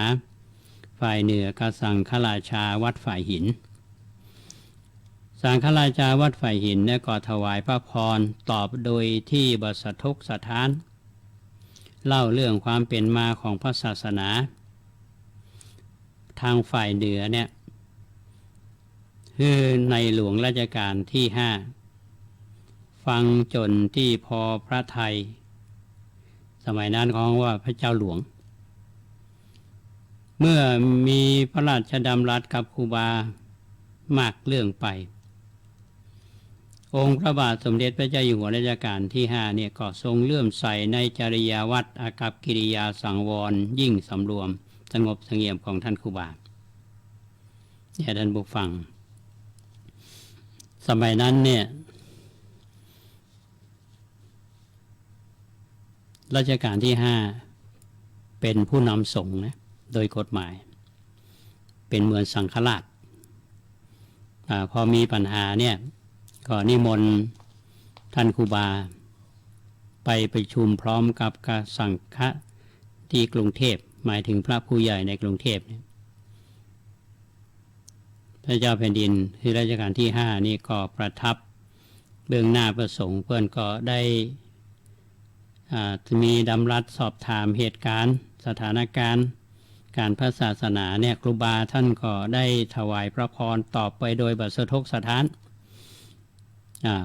อู้ถึงความเป็นจริงเชิงประจักษ์เนี่ยคือท่านได้ทรงทราบพระองค์ท่านเนี่ยทรงเกิดภาษาทะความเลื่อมใสในการที่ครูบาได้ตอบอย่างผู้ที่มีศีลเพราะท่านมีความเคร่งครัดในพระธรรมวินัยนี้ต่อมาเนี่ยที่ท่านครูบาอยู่ที่วัดเบญจมบพิตรเนี่ยในหลวงรัชกาลที่5เนี่ยท่านก็เสด็จมาเยี่ยมหลายเตื้อแล้วก็ติดตามเรื่องเหตุการณ์งานพระศาสนาอย่างต่อเนื่องถัดจากนั้นท่านครูบาท่านก็ได้เดินทางปิกมาสู่เชียงใหม่เนี่ยท่านผู้ฟังเป็นสถานการณ์ที่เกิดขึ้นในสมัยนั้นมันเป็นช่วงหัวเลี้ยวหัวต่อของการปกครองยุคของความเปลี่ยนแปลงในส่วนของหัวเมืองและของส่วนกลางซึ่งอำนาจจะอยู่ส่วนกลางและในส่วนหัวเมืองนั้นพระเจ้าประสงค์เฮาก็มีฮีดหอยที่ปฏิบัติกันอยู่แล้วได้จะต้องปฏิบัติตามหลักกฎหมายแล้วก็เกิดความขัดแย้งเกิดขึ้นมาอันนี้เป็นช่วงเหตุการณ์ที่เกิดขึ้นนะทีนี้การที่ไปเข้าเฝ้าพระเจ้าแผ่นดินในสมัยนั้นผลที่ปรากฏออกมานั่นก็คือในหลวงเนี่ยท่านได้พระราชทานสมณศักดิ์เพื่อเดินท่านครูบาวัดฝ่ายหินเป็นพระอภัยสารทะสังฆปาโมกข์พระบาทสมเด็จพระจุลจอมเกล้าเจ้าอยู่หัวเนี่ยจึงถวายพระราชทานตำแหน่งพระราชาคณะคือสังฆราชาที่1ของวัดฝ่ายหินเนี่ยเป็นพระราชาคณะที่พระอภัยสารทะสังฆปาโมกข์ในปีพุทธศักราช 2449 แล้วก็คือสังฆราชาที่5วัดเชตุพนเป็นที่พระครูโพธิรังสีเป็นรองเจ้าคณะใหญ่เนี่ยท่านผู้ฟังถ้ามองในสถานการณ์อย่างนี้นะครับ1เขาหันความเด็ดเดี่ยวของท่านครูบาฝ่ายหินท่านเป็นผู้นำสงฆ์ในสมัยนั้นท่านจะต้องมีความเด็ดเดี่ยวและจะมีความกล้าหาญและพร้อมที่จะได้ชี้แจงยืนเคียงข้างกับชาวเชียงใหม่พระสงฆ์องค์เจ้าในสมัยนั้นจนทำให้พระบาทสมเด็จพระจุลจอมเกล้าเจ้าอยู่หัวเนี่ยทรงพอพระราชฤทัยแล้วก็ได้พระราชทานสมณศักดิ์ อันนี้ถ้าเรามองในเชิงของจิตวิทยาท่านผู้ฟังความเดือดร้อนความขัดแย้งเมื่อฝ่ายของท่านครูบาหลวงวัดฝ่ายหินเนี่ยมีนักทั้งพระเจ้าประสงค์และญาติโยมแล้วการที่รัชกาลที่5เนี่ยท่านพระราชทานสมณศักดิ์เนี่ยกลับเป็นการยกย่องท่านครูบาคือสูงขึ้นแล้วหมู่เฮาที่อยู่ทางเหนือนี้ได้รับทราบข่าวเนี่ยจะต้องมีความพอใจอุณหภูมิที่มีอยู่เนี่ยก็จะลดลงอันนี้เป็นแง่ของการทำงานในด้านการปกครองนี่คือที่มาที่มาของการได้สมณศักดิ์สังฆราชาที่5วัดเชตุพนเป็นที่พระครูโพธิรังสีเป็นรองเจ้าคณะใหญ่ที่ท่านไปเนี่ยก็หมายความว่าท่านครูบาวัดฝ่ายหินเป็นเจ้าคุณพระอภัยสารทะสังฆปาโมกข์สังฆราชาที่5วัดเชตุพนนี่เป็นพระครูโพธิรังสีต่อมาเนี่ยก็ตำแหน่งนี้จะเป็นตำแหน่งพระราชาคณะชื่อว่าโพธิรังสีในสมัยก่อนนี้ก็มีชื่อพระเถระที่รจนาจามเทวีวงศ์ก็คือพระโพธิรังสีเหมือนกันโพธิรังสีสอเสือสระอีเนี่ยนะแต่ต่อมาถ้าเป็นตำแหน่งสมณศักดิ์ในจังหวัดเชียงใหม่เราจะเป็นสบริสีโพธิรังสีช่วงก่อนนี่หลวงพ่อวัดปันตองเป็นรองเจ้าคณะจังหวัดเชียงใหม่เป็นพระโพธิรังสีปัจจุบันนี้สมณศักดิ์นี้ก็ไปตกกับวัดหลวงหน้าโพธิรังสีเนี่ยเป็นเจ้าคณะอำเภอโดยสะเก็ดและได้เลื่อนสมณศักดิ์มาเป็นพระราชโพธิวรคุณเนาะเพราะฉะนั้นตำแหน่งพระโพธิรังสีเนี่ยยังอยู่ท่านผู้ฟังยังตั้งไว้มาได้เตี่ยวเพราะว่าตอนนี้เนี่ยเป็นอยู่ในช่วงของยังไม่มีการพระราชทานสมณศักดิ์ใดๆทั้งสิ้นเป็นเวลา3 ปีแล้วมั้ง3 ปีละเพราะฉะนั้นตำแหน่งพระโพธิรังสีเนี่ยจะต้องเป็นของเชียงใหม่แต่จะตกกับพระวัดใดเนี่ยก็รอหลังพิธีสำคัญเนี่ยอาจจะมีก็ได้อันนี้อาตมาก็เล่าเพิ่มเติมให้ท่านทั้งหลายทีนี้ก็ปิกมา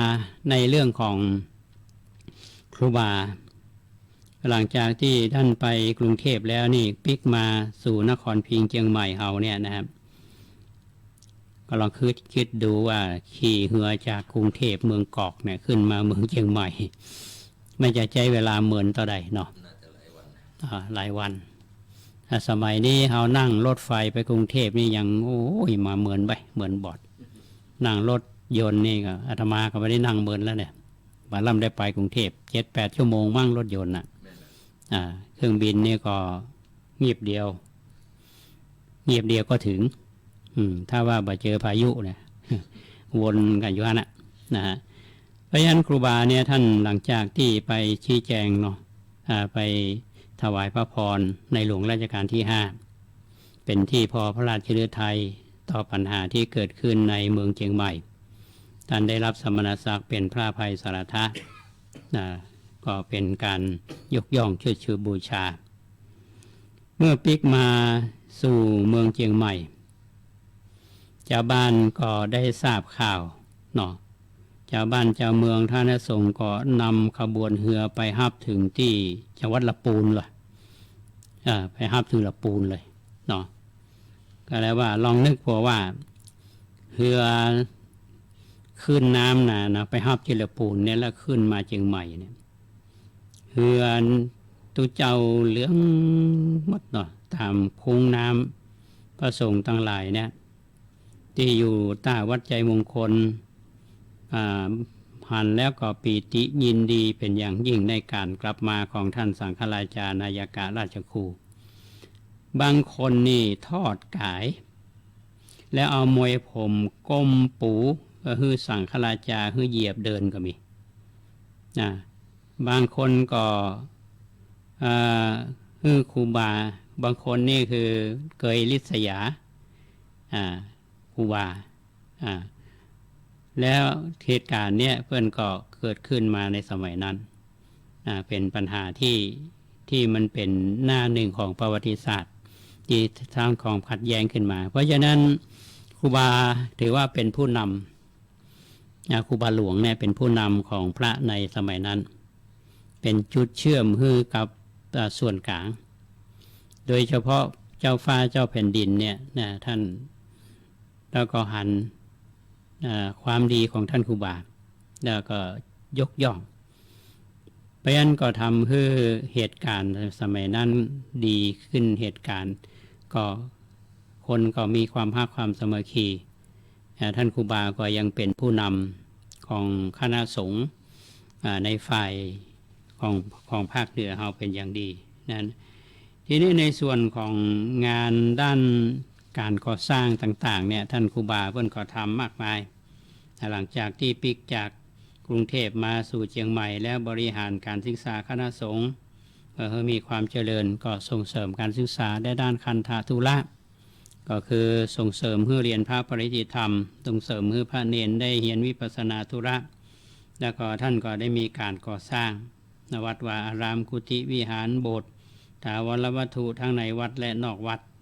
อันนี้ก็เป็นผลงานของท่านครูบาดังที่เราท่านทั้งหลายได้ทราบกันอยู่นะอันนี้ก็เป็นเรื่องที่นำมาเล่าสู่ท่านทั้งหลายได้ฟังกันนะเดี๋ยวสักกรรมหนึ่งเรามาเล่าต่อเล่าต่อว่าท่านครูบาเนี่ยอยู่กับเรามาคนบอกว่าท่านมีอายุ83ปีท่านมรณภาพแต่ก่อนที่ท่านจะมรณภาพในวัยชราของท่านเนี่ยท่านทำอะไรอย่างพ่องหรือจะต้องมีความเกี่ยวข้องอะไรอย่างใดๆกับส่วนกลางหรือไม่นะหลังจากนั้นนี่ก็จะเปิดสายให้กับท่านผู้ฟังที่อยู่ทางบ้านได้เอิ้นกันมาเนาะหลังจากที่อาตมาพักเบรกนี้แล้วก็จะนำมาเสนอพอจบเบรกหน้าเราจะเปิดสายให้ท่านผู้ฟังได้ฟังกัน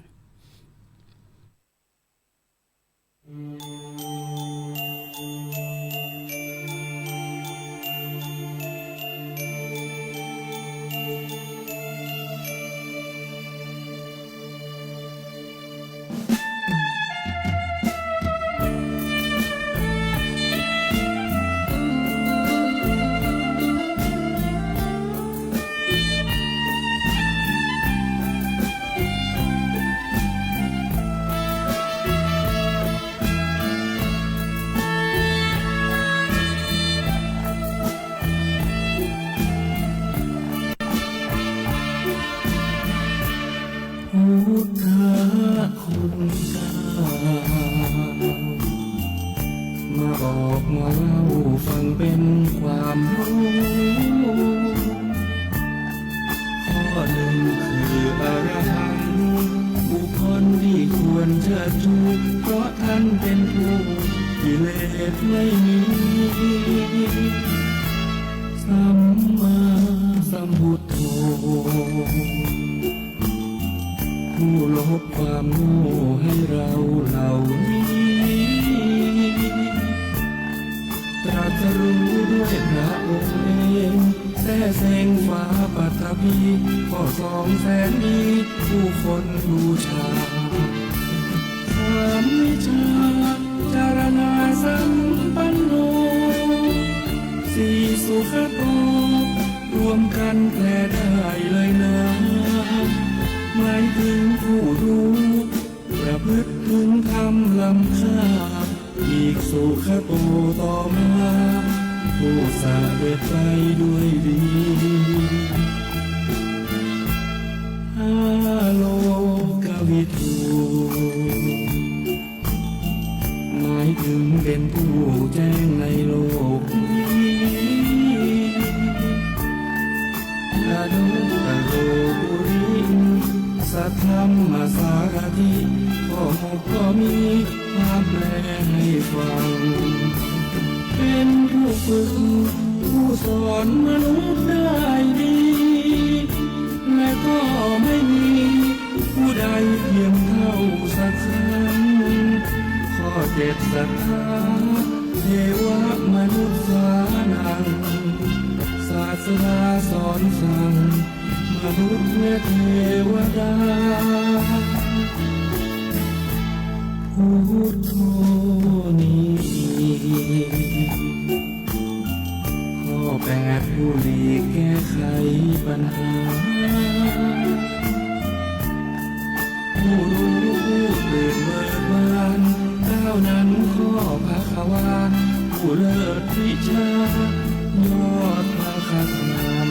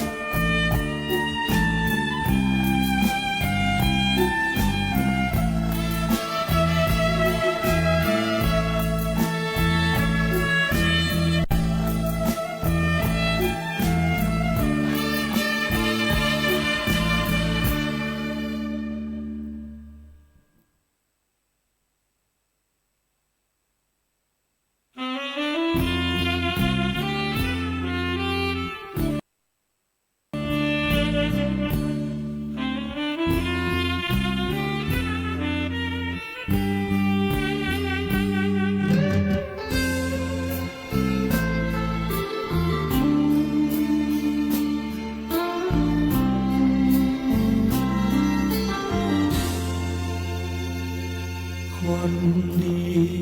ที่พุทธองค์ท่านตรัสชี้แจงแจ่มชัดคือคนสังคมต้องการจะอยู่ที่ไหนสังคมสดใสชื่นบานช่วยกิจการสังคมมนุษย์เจริญความดีทางของสัตบุรุษดีไม่เสื่อมสุด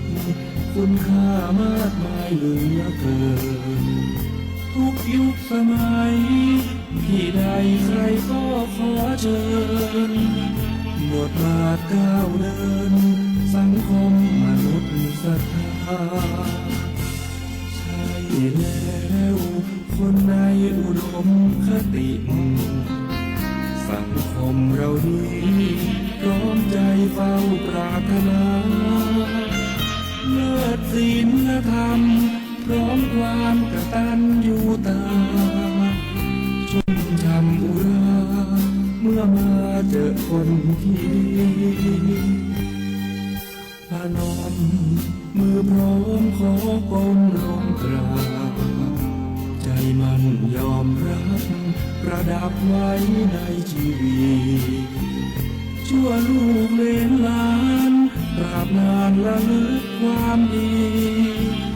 แม้สิ้นชีวิตความดีก็ยังยิ่งยง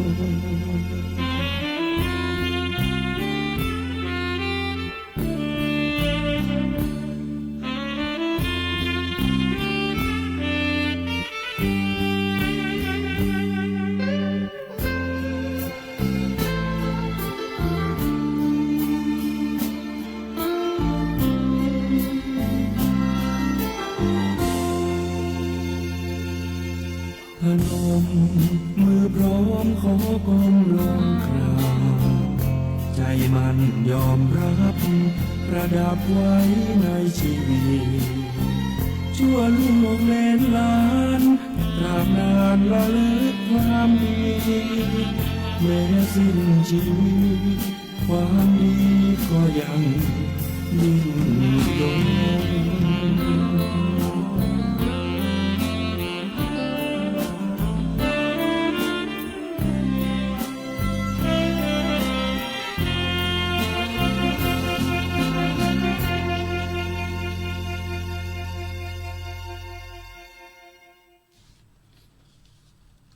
ท่านผู้ฟัง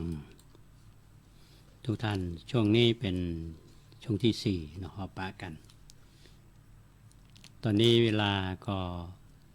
บ่ายโมงกับ55 นาทีท่านกำลังรับฟังสถานีวิทยุ FM 92.25 เมกะเฮิรตซ์วัดประแดงมหาวิหาร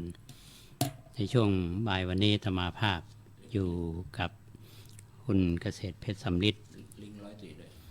แล้วก็รายการนี้ก็ได้ลิงก์สัญญาณไปที่ 104.50 เมกะเฮิรตซ์วัดฝ่ายหินตอนนี้ท่านผอ.น่าจะอยู่ก็คิดว่าในช่วงนี้ที่วัดฝ่ายหินก็กำลังเตรียมสถานที่เพราะว่าจะมีงานในภาคบ่ายวันนี้นะครับซึ่งวันนี้ก็ถือว่าเป็นอาจาริยบูชานำเรื่องของท่านครูบาหลวงหรือครูบาโสภาวัดฝ่ายหินมาเล่าสู่ท่านทั้งหลายฟังเพื่อเป็นเครื่องเตือนใจน้อมบูชาสักการะพระคุณอันยิ่งใหญ่ของท่านถ้ายุคนั้นถ้าว่ามีครูบาหลวงซึ่งเป็นล่มโพล่มไทรของพระสงฆ์ในยุคนั้นเนี่ยท่านต้องนึกดูเป็นจะได้แต่ความขัดแย้งมันจะยิ่งมีมากขึ้นในวงการของคณะสงฆ์แต่ด้วยบารมีของท่านครูบาและด้วยพระบรมเดชานุภาพของพระบาทสมเด็จพระจุลจอมเกล้าเจ้าอยู่หัวที่มีอย่างทรงไว้ซึ่งความยุติธรรมรับทราบข่าวการพระศาสนาในภาคเหนือมาส่วนความขัดแย้งเล็กน้อยในที่สุดก็เข้าสู่ของกรอบของพระธรรมวินัยท่านครูบาก็ได้เป็นที่เคารพสักการะของหมู่เฮาท่านทั้งหลายได้รับแต่งตั้งเป็นพระราชาคณะพระอภัยสารทะสังฆปาโมกข์เป็นเจ้าคณะจังหวัดรูปที่1ห้วยง่ายเพราะฉะนั้นในวันนี้เนี่ยก็ต้องชื่นชมในเจตนารมณ์อันยิ่งยวดของท่านพระครูปริยัติอนุศาสตร์ท่านทำงานด้านพระศาสนาทำงานด้านการเผยแพร่โดยเฉพาะการเผยแพร่ธรรมวิทยุเนี่ยบ่มีพระสงฆ์รูปไหนในเชียงใหม่เนี่ยที่จะทำเหมือนท่านพระครูปริยัติอนุศาสตร์ท่านมีความรู้จบการศึกษาในด้านของปรัชญาแล้วก็ทำงานด้านพระศาสนาทำงานในมหาวิทยาลัยสงฆ์แล้วก็ทำงานเพื่อพระศาสนาคณะสงฆ์ในจังหวัดเชียงใหม่เฮาและท่านก็ได้รับการยกย่องโดยมติของมหาเถรสมาคมท่านก็ได้รับแต่งตั้งเป็นที่ปรึกษาเจ้าคณะอำเภอเมืองเชียงใหม่ตามมติของมหาเถรสมาคมก็มีความเหมาะสมสมควรอย่างยิ่งอาตมาว่าน้อยนักที่จะมีพระอย่างท่านนะครับท่านเป็นพระที่ไม่ยึดติดเป็นพระที่มีหัวใจอันเด็ดเดี่ยวในการทำงานถือว่าหน้าที่ก็คือหน้าที่ของพระก็คือการเผยแผ่เพราะฉะนั้นวันนี้ท่านก็จัดงานประเพณีส่งน้ำอัฐิเจดีย์ของครูบาโสภาหรือท่านพระอภัยสารทะขึ้นไปลืมก็แล้วกันท่านผู้ฟังที่พอมีเวลามาร่วมงานกันงานจะเริ่ม5:39 นาทีก็จะมีการเชิญประธานฝ่ายฆราวาสจุดธูปเทียนบูชาพระรัตนตรัยสมทานศีล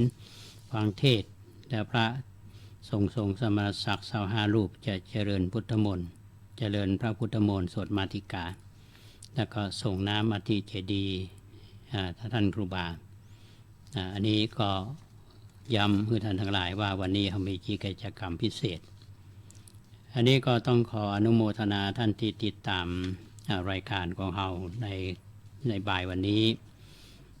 ก็นอกจากท่านพระครูพิสารธรรมวงศ์แล้วก็มีสาลิกาไลรังอันนี้ยุรปูนแล้วก็อาจารย์จุฑารัตน์สมบัติทวานี้อาจารย์ก็มาเยี่ยมมาให้กำลังใจอาตมา นำอาหารเสริมมาถวายเพื่อให้ได้มีกำลังวังชาแข็งแรงขึ้นก็จะได้ทำงานเพื่อพระศาสนาอันนี้ต้องขออนุโมทนาอาจารย์จุฑารัตน์สมบัติเป็นอย่างยิ่งทุกครั้งถ้ามีใดๆเนี่ยอาจารย์มีเมตตาก็คือให้กำลังใจพระเจ้าประสงค์อันนี้ต้องขออนุโมทนานอกจากนั้นก็มีคุณโยมศิลภพแสนถานี่ช่างใหญ่ก็เคยมาทำงานสร้างศาลาในวัดประแดงเฮาก็ยังติดตามกันอยู่ใน Facebook แต่บ่ได้ปะหน้ากันเหมือนละก็ยังคิดถึงหากันอยู่ต้องขออนุโมทนาในช่วงบ่ายเนี่ยเข้ามาติดตามรายการดังที่อาตมาได้ทิ้งท้ายไว้ช่วงที่แล้วว่าท่านครูบาโสภาหรือครูบาหลวงเขาเนี่ยนะท่านได้ทำงานเพื่อพระศาสนามาในสมัยรัชกาลที่5คือสมัยของท่านพระบาทสมเด็จพระจุลจอมเกล้าเจ้าอยู่หัวทีนี้พอมาถึงพศ 2453เป็นปีที่พระบาทสมเด็จพระจุลจอมเกล้าเจ้าอยู่หัวท่านสวรรคตสมเด็จเจ้าฟ้ามหาวชิราวุธมกุฎราชกุมารก็ได้สืบสันตติวงศ์เป็นรัชกาลที่6เมื่อถึงพระราชพิธีบรมราชาภิเษกก็ได้อาราธนาท่านราชครูสังฆราชนายกาอภัยสารทะวัดฝ่ายหินลงไปร่วมในพระราชพิธีตัวยการไปกรุงเทพในตัวนี้สองท่านได้ก็หมายถึงท่านพระครูโพธิรังสีแถมรูปหนึ่งก็ได้สนทนา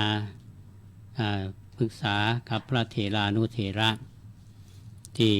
อยู่ในกรุงเทพมหานครเกี่ยวกับงานคณะสงฆ์ในส่วนของล้านนาก็มีสมเด็จพระวรรณรัตน์จ่ายวัดเบญจมบพิตรเป็นต้นหลังจากที่พลิกมาจากกรุงเทพแล้วพระบาทสมเด็จพระมงกุฎเกล้าเจ้าอยู่หัวก็จึงมีพระราชบรมองค์การอาราธนาพระธรรมวโรดมและก็สมเด็จพระสันวรรณรัตน์จ่ายวัดเบญจมบพิตรเนี่ยคือช่วยจัดการพระศาสนาฝ่ายหัวเหนือและก็บริหารพระศาสนาในล้านนาไทยเฮาเพื่อมีความเจริญรุ่งเรืองตามลำดับอันนี้อย่างแน่ว่าประวัติศาสตร์ของการพระศาสนาในบางครั้งนี่ก็อาจจะมีปัญหาเกิดขึ้นมาแต่ด้วยอาศัยบุญบารมีของครูบาอาจารย์โดยเฉพาะบารมีของท่านครูบาวัดไฟหินเอาเนี่ยคุ้มครองแล้วก็พระเดชานุภาพของในหลวงรัชกาลที่5และมาถึงในสมัยรัชกาลที่6นี่คือพระองค์ท่านก็เห็นว่าพระสงฆ์ในหัวเมืองเราโดยเฉพาะจังหวัดเชียงใหม่เนี่ย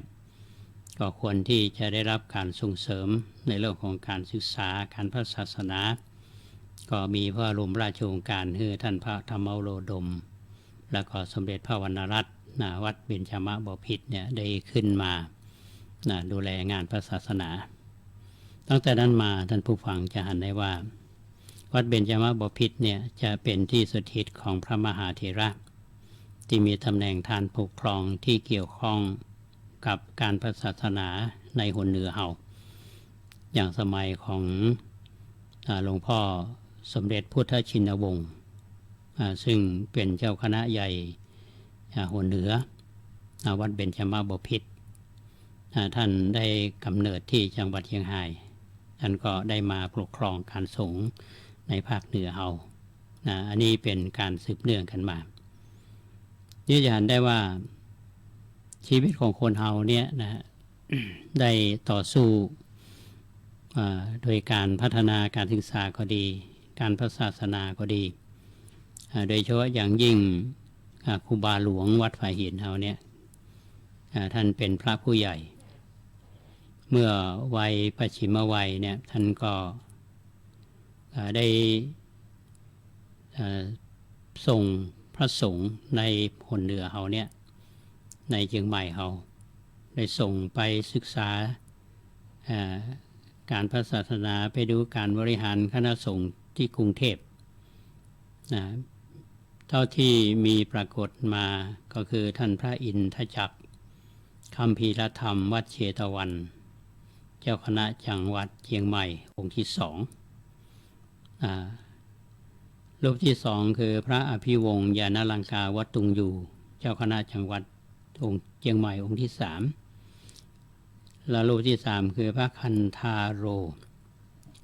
โพธิรังสีวัดศรีดอนใจเจ้าคณะจังหวัด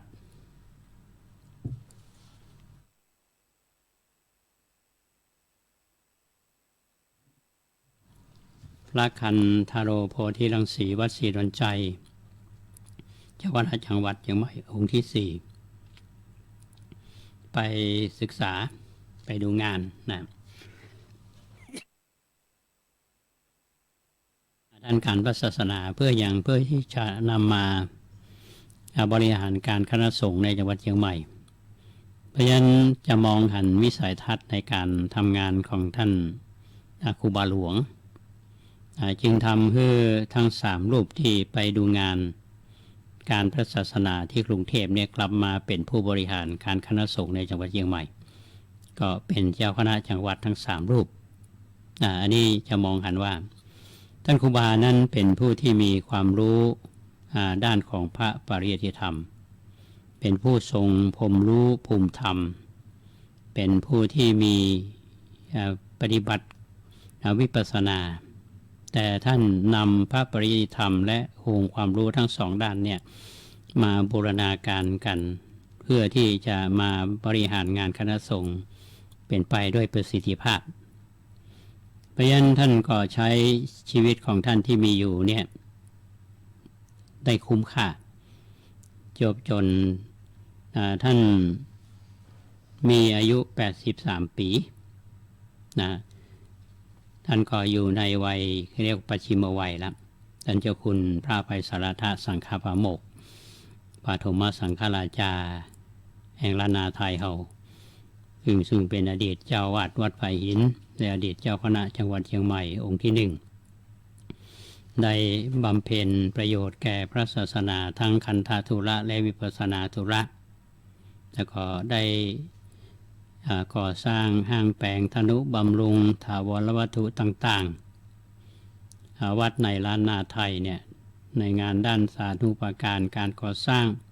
และก็ทำลงรักษาไว้ซึ่งพระพุทธศาสนาและศิลปะวัฒนธรรมของล้านนาไทยคือเป็นที่เจริญรุ่งเรืองเป็นเทิงประจักษ์แก่ชาวล้านนาไทยเฮาตลอดมาลุมาถึงวันที่21 เมษายนพุทธศักราช 2457 ท่านได้อาพาธด้วยโรคชราและก็มรณภาพไปด้วยอาการอันสงบ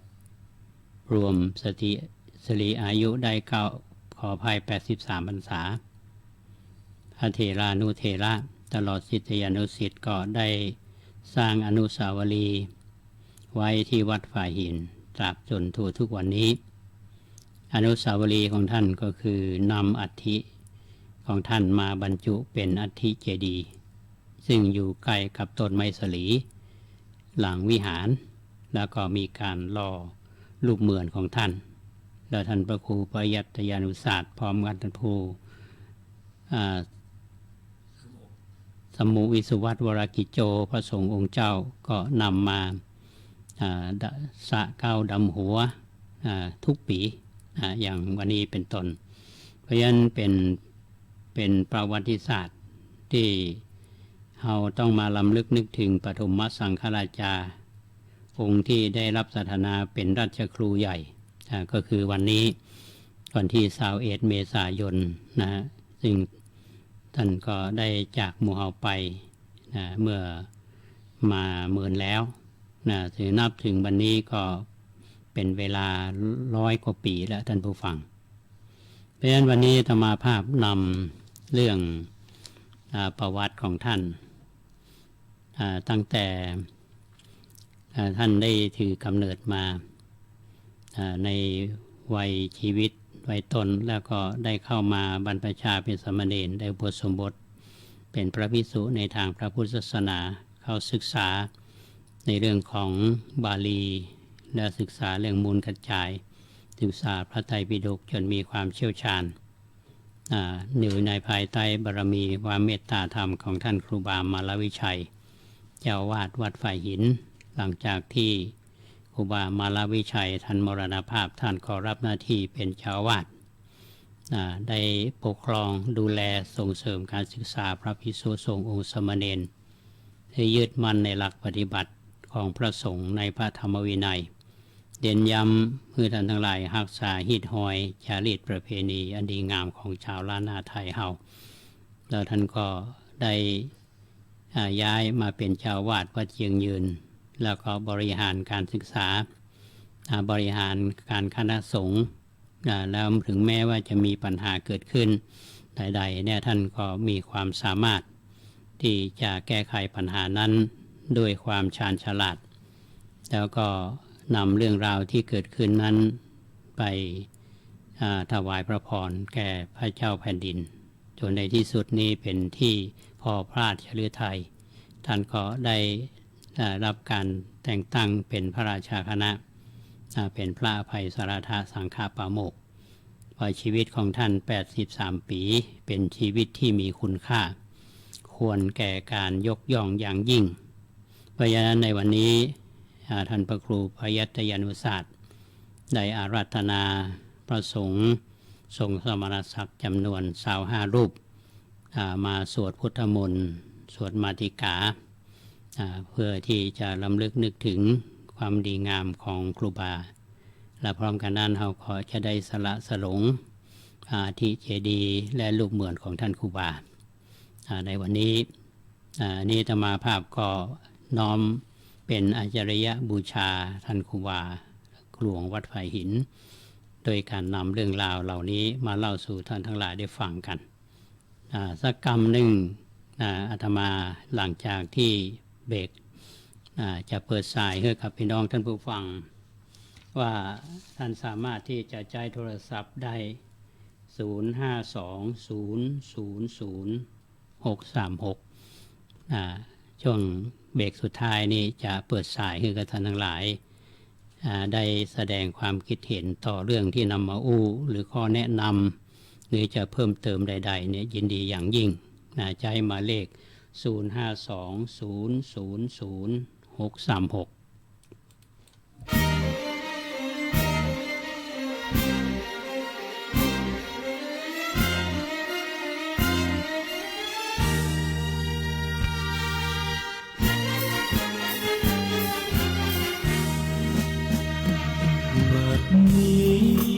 ตัวของข้าพเจ้าตัดชั่วขัดเกลาพร้อมเป็นผู้มีศีลกลัวกรรมกลัวบาปสิ่งหยาบที่เป็นมลทินชำระให้สิ้นย่นยินเอาธรรมบรรเทาเกี่ยวไว้หิริโอตปะให้ทำชนะหลายสิ่งเคยโง่เขลากายยังเป็นคนจิตพ้นร้อนรนมัวเมาละทิ้งใจเก่าใจใหม่เป็นเทวดา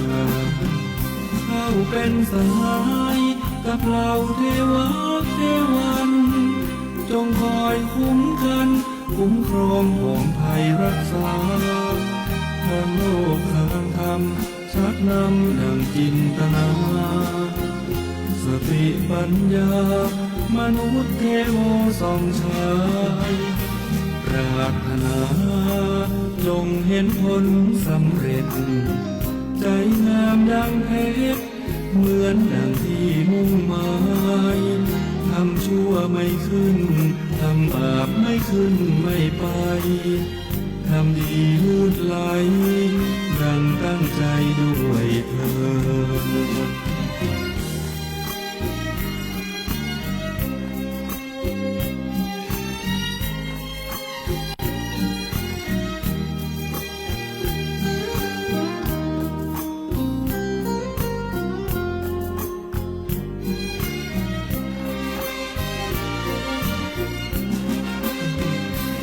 เป็นสหายกับเหล่าเทวะเทวัน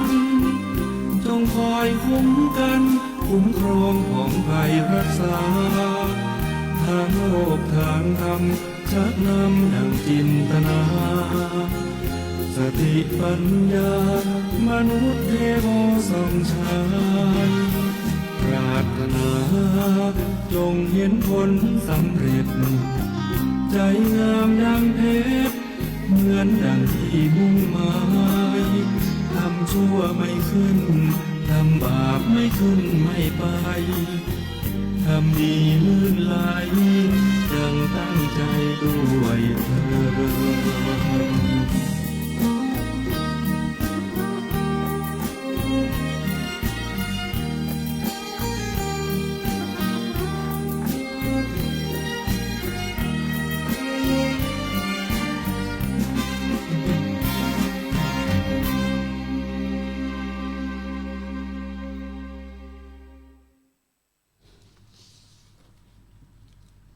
ช่วงสุดท้ายท่านผู้ฟังอาตมาภาพพระครูโคสิทธิ์ปริยัตยาพรกับคุณเกษตรเพชรสำริดบก.ก้าวหน้านิวก็อยู่กับท่านผู้ฟังอาตมาเริ่มรายการมาตั้งแต่เที่ยง15 นาทีจนถึงตอนนี้ก็บ่าย2กับ15 นาทีก็เปิดโอกาสให้กับท่านผู้ฟังที่อยู่ทางบ้านท่านกำลังรับฟังอยู่ณจุดไหนในจังหวัดเชียงใหม่เฮาหรือว่าจังหวัดใกล้เคียงจังหวัดลำพูนเนี่ยนะครับก็สามารถโทรเข้ามาแจ้งผลการรับฟังหรือว่าแสดงความคิดเห็นหรือเพิ่มเติมในเรื่องราวที่อาตมานำเสนอในวันนี้ก็คือเรื่องของครูบาหลวงวัดฝายหินได้ก็ใจหมายเลข052000636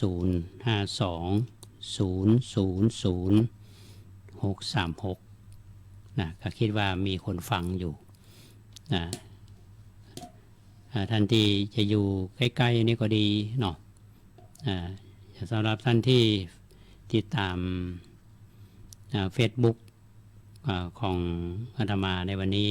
ก็มีหลายท่านนะครับก็อาจจะอยู่ทางนี่ที่เข้ามาใหม่ที่คุณอาคานิตศิดารัตน์นี่ก็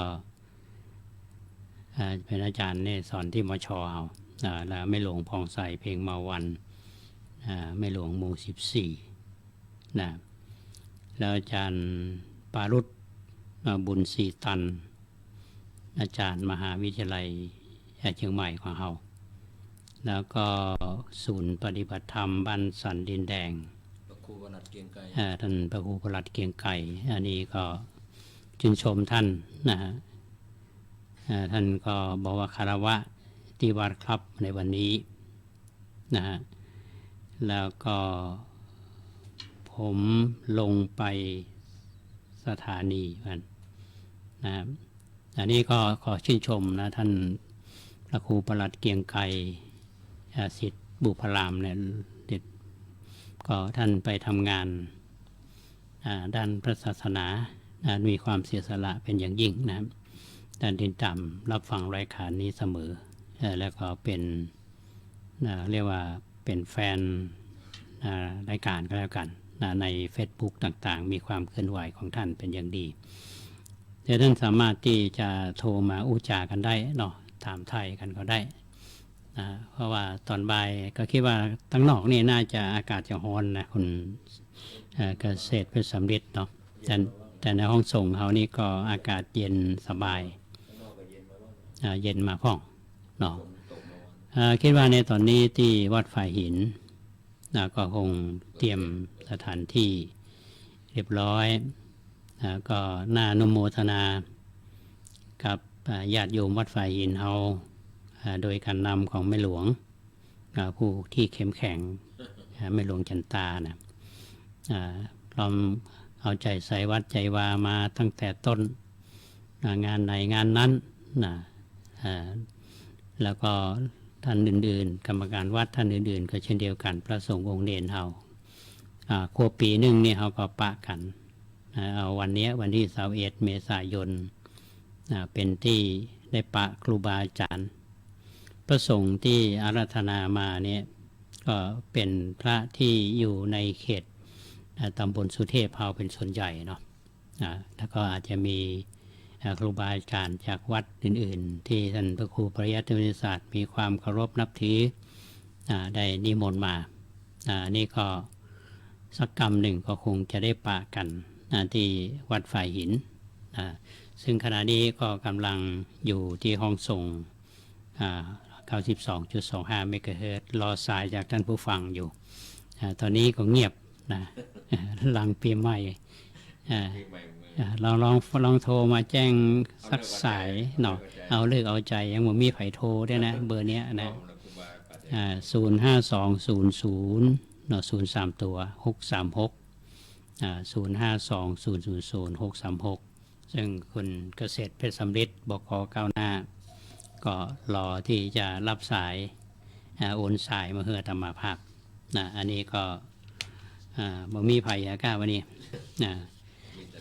วันนี้คือตุลงวัดป่าแดงอู้คนเดียวตั้งแต่เที่ยง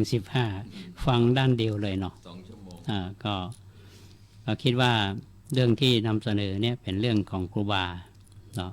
ถ้าเราจะมองในแง่ของธรรมะเนี่ยเราจะมองอยู่ว่าพระเรานี่ทำงานเพื่อพระศาสนาทำงานด้วยความเสียสละโดยเฉพาะที่เราถวายคำสังฆทานนะท่านผู้ฟังหิตายะสุขายะอัฏฐายะหิตายะสุขายะ3ตัวเนี่ยนะเป็นคำที่เหมือนกับเป็นคำสั่งที่พระพุทธเจ้าเนี่ยได้ไว้ว่าทำงานเนี่ยมันจะต้องเป็นไปเพื่อประโยชน์นะและเป็นไปเพื่อความเกื้อกูลซึ่งกันและกันและก็เมื่อเกื้อกูลกันแล้วมันก็จะเกิดความสุขเนี่ยอัฏฐายะหิตายะสุขายะบ่มีไผโทรก็มาเป็นหยังเนาะสักกรรมก็จะได้พักผ่อนพักผ่อนอาบน้ำอาบท่าเสร็จแล้วเขาก็จะไปปะกันที่วัดฝ่ายหินในช่วงนี้ท่านผู้ฟังจะสังเกตเนาะเสียงอาตมาเนี่ยก็ยังบัดใส่เถอะแต่ว่าก็เล่าเรื่องผู้ฟังน้อยเป็นเรื่องส่วนตัวก็มาน่าเกลียดเนาะช่วงนี้ก็ต้องดูแลสุขภาพหมอฮื้อพักผ่อนแต่ว่าพักเกินไปบ่ทำอย่างเลยเนี่ยก็ง่อมเหมือนกันก็เตือนท่านผู้ฟังสุขภาพก็ดูแลพยายามประคับประคองและเรื่องที่ตั้งใจจะนำมาเล่าสู่ท่านทั้งหลายฟังเนี่ยก็เรื่องที่จะนำมาเล่าก็คือเรื่องของพระเจ้าทีโลกราชพระเจ้าทีโลกราชเนี่ยเป็นกษัตริย์ลำดับที่9แห่งราชวงศ์เมงลายพระองค์ท่านเนี่ยชื่อว่ามหาราชองค์หนึ่งนะฮะที่สำคัญนั่นคือเป็นผู้สถาปนาวัดป่าแดงมหาวิหารก็ถือว่ามีลัทธิและสายลังกาวงศ์ในสายของสายโหนวัดป่าแดงเขาเนี่ยนะนี่ก็อยากจะให้ท่านทั้งหลายได้ทราบเรื่องพระราชประวัติแล้วก็ผลงานของท่านหลายๆด้านนะก็ตั้งใจว่าสักวันหนึ่งใกล้ๆเนี่ยนะก็จะนำเรื่องราวของพระเจ้าทีโลกราชเนี่ยมาเล่าให้ท่านทั้งหลายได้ฟังกันนะก็เพื่อที่จะเปิดมุมมองได้ศึกษาประวัติศาสตร์เรื่องของบุคคลสำคัญเพราะว่าเราเรียกร้องกันถ้าว่าเรียนประวัติศาสตร์เนี่ยมันจะทำให้เราศึกษาเรื่องอดีตนี้มันสามารถที่จะบอกไปยังเราได้เหมือนกันนะครับก็จะเป็นแง่มุมที่เราได้ไปเรียนรู้แล้วก็จะนำมาสู่ในการทำงานในยุคปัจจุบันกันพระเจ้าทีโลกราชเนี่ยเป็นกษัตริย์ของล้านนา ที่ได้รับการยกย่องทั้งในและต่างประเทศนะในแง่มุมต่างๆจะนำมาเล่าท่านทั้งหลายได้ฟังกันเมื่อตอนต้นของรายการนี้อาตมาได้บอกไปว่าวันที่26เดือนพฤษภาคม2562เนี่ยก็จะมีงานเรียกว่างานวันกตัญญูวันกตัญญูเนี่ยเป็นงานที่วัดประแดงจัดขึ้นมาหลายปีแล้วเดิมเนี่ยเขาชื่อว่าวันกองทุนพระเจ้าทีโลกราชนะก็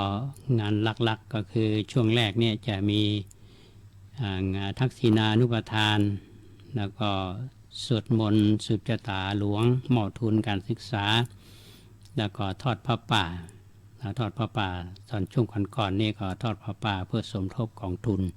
พระเจ้าทีโลกราชในปีที่แล้วเนี่ยอาตมาภาพจัดวันที่26พฤษภาคม2561ก็เป็นการทำบุญถวายเสนาสนะหลังจากที่ทางวัดเนี่ยได้ก่อสร้างกุฏิใหม่3 หลังแล้วก็บูรณะกุฏิสร้างห้องน้ำสร้างหลังระบายน้ำสร้างลานธรรมหน้าองค์พระพุทธสิริชัยมงคลชัยแล้วก็บูรณะวิหารตั้งแต่ปี60 61 61จริงๆแล้วงานสร้างมาตั้งแต่57 58 59 60 61หลังจากที่อาตมาได้หมดวาระเป็นรองอธิการบดีวิทยเขตเชียงใหม่ก็มาพัฒนาวัดก็ได้ทำบุญไปปีที่แล้วเนี่ยมีทักษิณานุปทานมีสวดมนต์นิมนต์ครูบาอาจารย์มาเจริญพุทธมนต์มอบทุนการศึกษาแต่ในปีนี้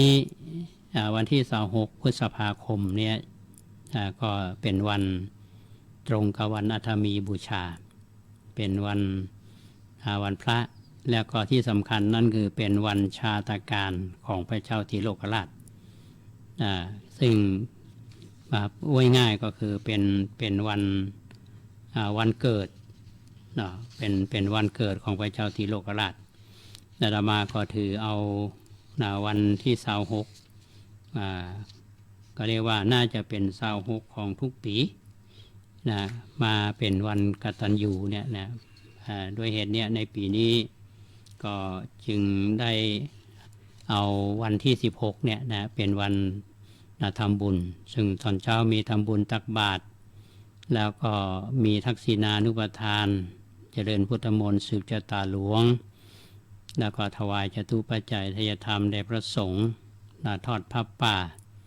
มอบทุนการศึกษาทอดผ้าป่านั่นก็คือจะนำไปเป็นทุนในการบูรณะคันไดนาควัดประแดงเฮาที่อาตมาได้เชิญชวนผ่านรายการสถานีของเฮาตลอดเนี่ยนะครับซึ่งในขณะนี้ก็รอ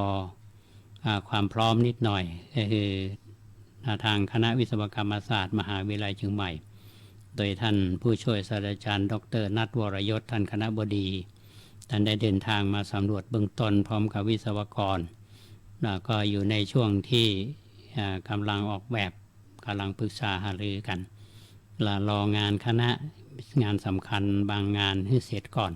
เสร็จแล้วก็จะมีการปรึกษาหารือกันลงในรายละเอียดว่าเราจะมีการบูรณะกี่รายการและจะใช้งบประมาณเท่าใดแล้วเราก็จะได้เชิญชวนให้ท่านทั้งหลายมาร่วมสร้างบันไดนาคของวัดประแดงเฮาบูรณะให้มันดูดีสวยงามเพราะฉะนั้นทอดผ้าป่าในครั้งนี้ก็จะเป็นทุนในการบูรณะคันไดนาควัดประแดงเพราะฉะนั้นก็น้อมเชิญชวนบรรดาท่านสาธุชนทั้งหลายมาร่วมงานวันกตัญญูเพื่อระลึกถึงบุรพกษัตริย์ก็คือพระเจ้าสัมพังแกนพระราชบิดาของพระเจ้าทีโลกราชพระเจ้าทีโลกราชผู้สถาปนาวัดประแดงมหาวิหารพระเมืองแก้วซึ่งเป็นพระนัดดารัชของพระเจ้าทีโลกราชแต่ว่าอดีตเจ้าวาดวัดประแดงท่านพระมหายนคัมภีร์ท่านมหาสวามีโพธินันทะท่านครูบาอ่องลินโท และผู้มีพระคุณกับวัดป่าแดงเฮาก็น้อมเชิญชวนท่านสาธุชนท่านผู้ฟังทุกท่านร่วมบุญกันในวันที่26พฤษภาคม2562หรือท่านใดจะร่วมเป็นเจ้าภาพทุนการศึกษาถวายพระภิกษุสงฆ์องค์สามเณรเป็นเจ้าภาพทุนการศึกษาพร้อมเครื่องทายทานแล้วก็เป็นเจ้าภาพลงทานก็สามารถติดต่อธรรมาภาพได้เช่นเดียวกันที่พระครูโคสิทธิ์ปริยัตยาภรณ์วัดป่าแดงมหาวิหารก็โทรศัพท์ใจหมายเลข0818815690 วัดป่าแดงมหาวิหารวันนี้ธรรมาภาพนำเสนอรายการพิเศษเล่าเรื่องครูบาหลวงวัดฝ่ายหินให้ท่านทั้งหลายได้ฟังกัน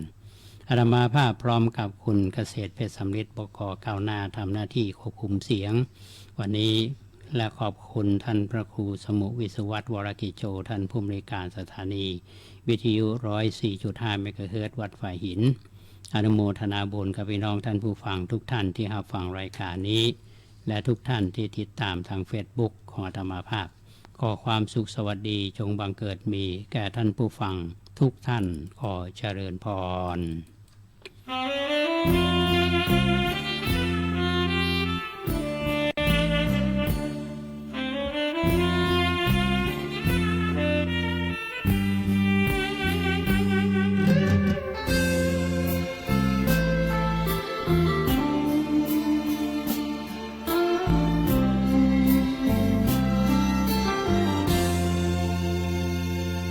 คนดีที่พุทธองค์ท่านตรัสชี้แจงแจ่มชัดคือคนสังคมต้องการจะอยู่ที่ไหนสังคมสดใส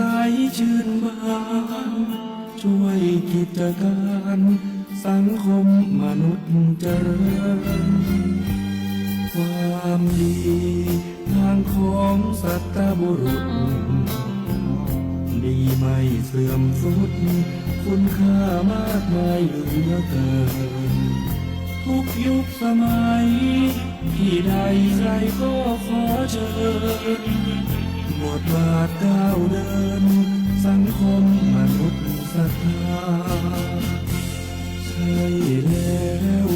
คนในอุดมคติสังคมเรานี้พร้อมใจเฝ้าปรารถนาเลิศศีลธรรม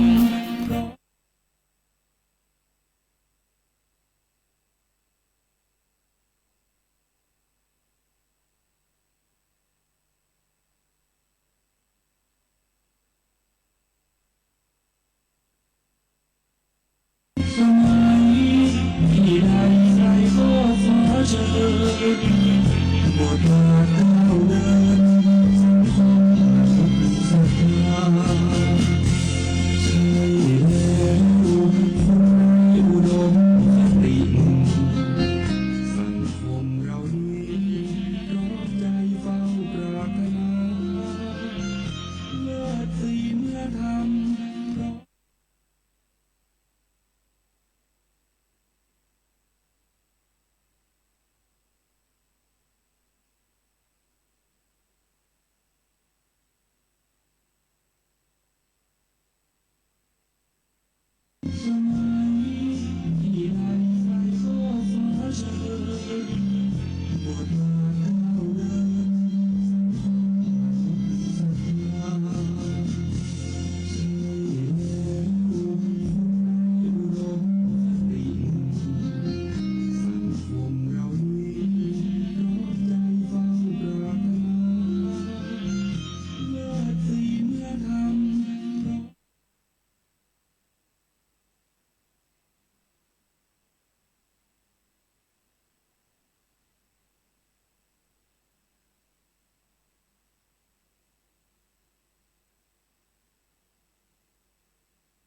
ังค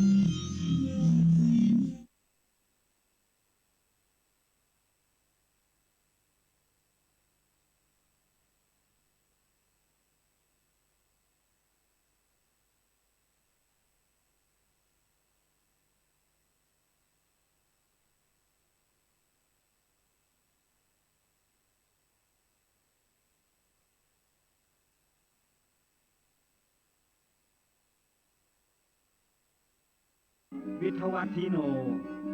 น้องหลอน ปีกาง วิสิตชัยวงศ์น้องดิว ปีเล็ก กวินดวงแก้ว สลามือซึง พิษณุการสายแก้ว น้องจ๊อบเชิญรับฟังได้แล้วครับ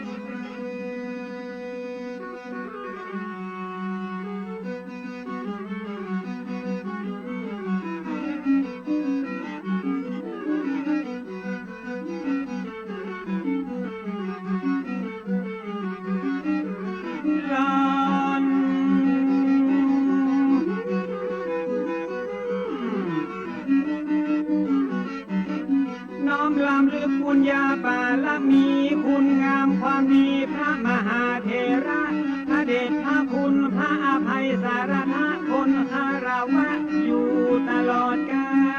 ล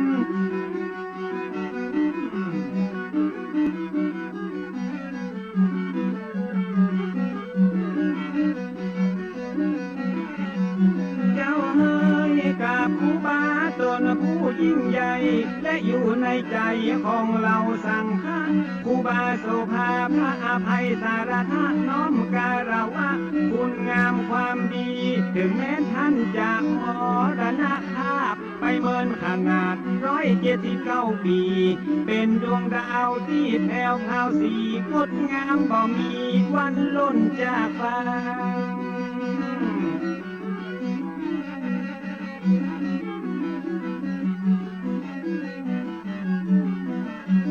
ร่างกายผู้พังผลงานยังอยู่กำสอนเป็นครูกำผู้เป็นอาจารย์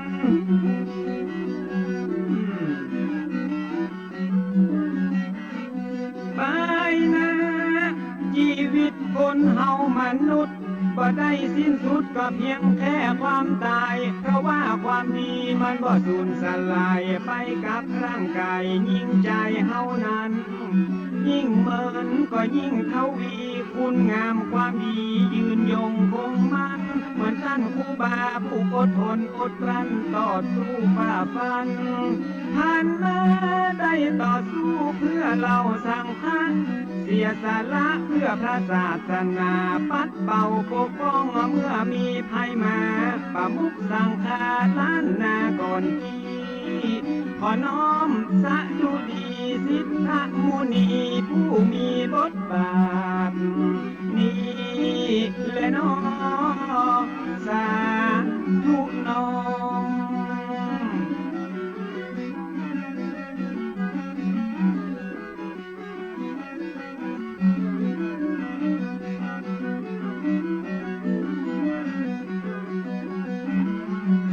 นายมนต์ได้ ติศาสตร์ผู้คนไว้กราบอย่างภาคภูมิใจการต่อสู้เพื่อคนหลวงหลายสมควรที่ได้ยกย่องอวดอ้างเหมือนเป็นผู้แบ่งต่างเพื่อคนรุ่นหลังก้าวย่างเที่ยวต่อนี่แหละน้อไว้ที่เลิศลังอันนี้จะมาปลายแม่บัวซอนไปผู้ประวัติของหลวงพ่อผู้บาทนเก่าจนแก่ของเมืองเชียงใหม่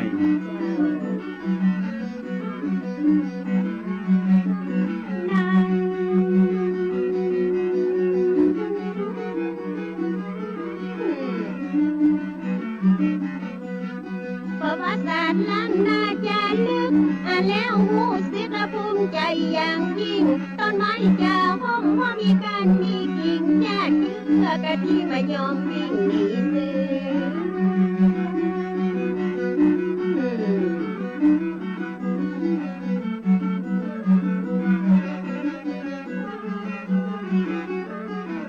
เจ้าเอ่ยการทำดีแล้วพวกคนส่วนมากแล้วมันยากแสนยากเหลืออายังทุกสิ่งมันว่าต้นไม้แล้วมันมีหลายกิ่งมนุษย์ใจหญิงหลายชาติพันธุ์ต่างพ่อต่างแม่ทุกสารทิศฉะนั้นความคิดมันจึงต่างกันนะผู้ทุกชนธรรมดาสามัญประจักษ์พระอรหันต์มันจึงเป็นแบบนี้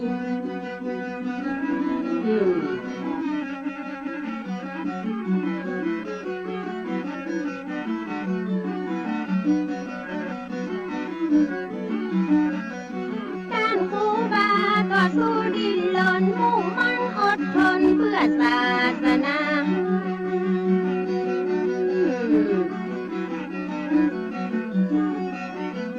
อย่างมาอีนานาจิตตังและนานาทัศนะของกายกับพระใจบรรละตัณหา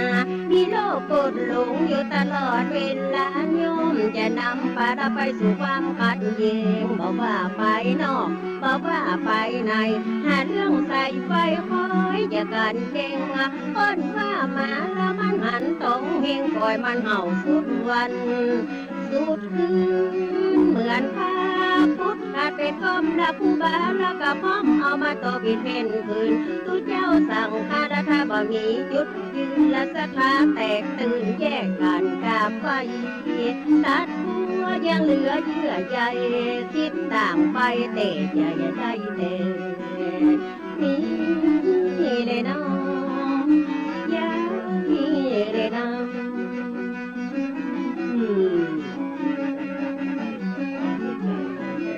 เจ้า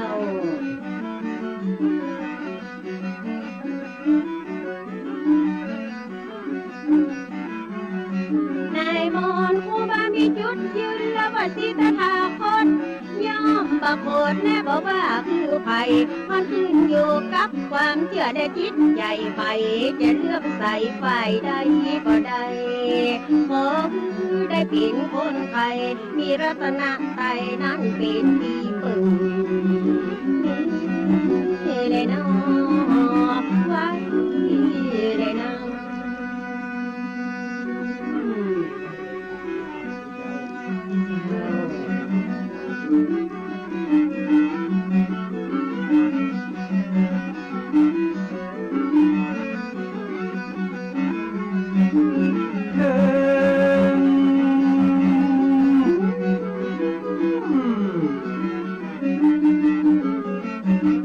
ความแตกแยกเป็นเรื่องธรรมดาต้องมีปัญญาคอยมากำกับแยกผิดแยกถูกนั่งนับนอนนับทิฏฐิบ่ดับก็ต่างคนต่างแทง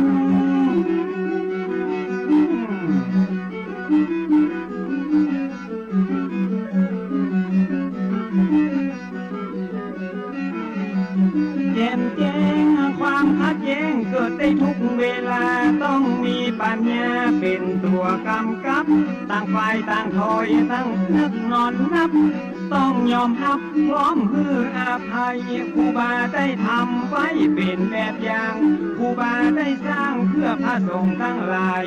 ได้ชี้แจงคือคนเข้าใจได้อธิบายคือคนได้หูครูบาหลวงปู่ได้ชี้แจงเนาะ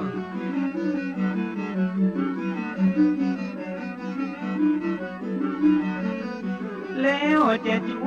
วนปะนมมือสร้าง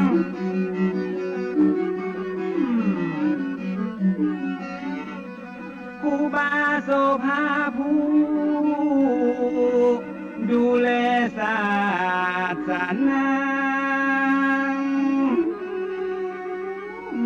มาเมือง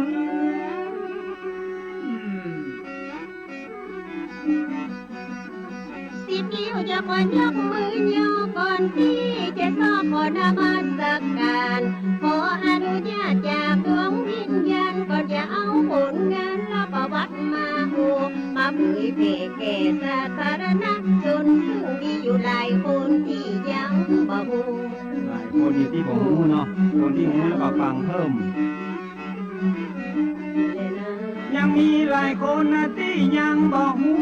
ยังมีหลายผู้ก็ที่ยังสงสัย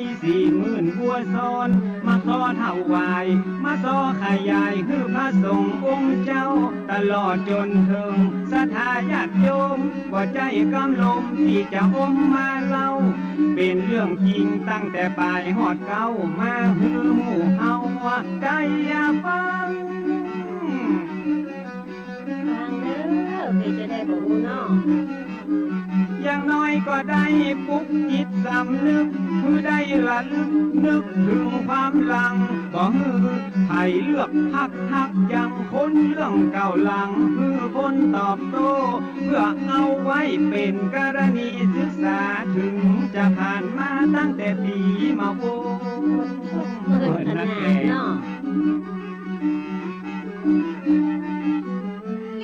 เรื่องเก่าและ7พระเจ้าหาผู้ที่จะเลือกเอามาผู้ละสาระเกณฑ์สารเทียบหาบใด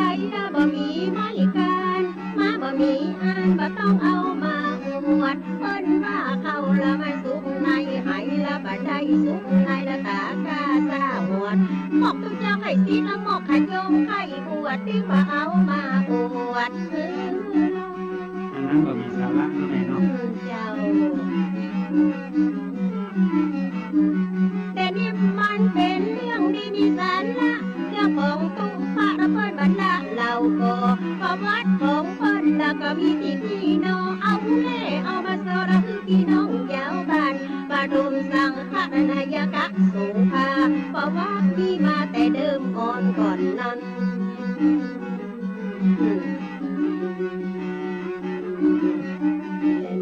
ประวัติมีมาแต่เดิมอ่อนก่อนนั้นตามที่ได้อ่านจากในหนังสือว่ามีผัวเมียคนที่น่านับถือไผ่ก็เล่าลืออวดอ้างกันหมด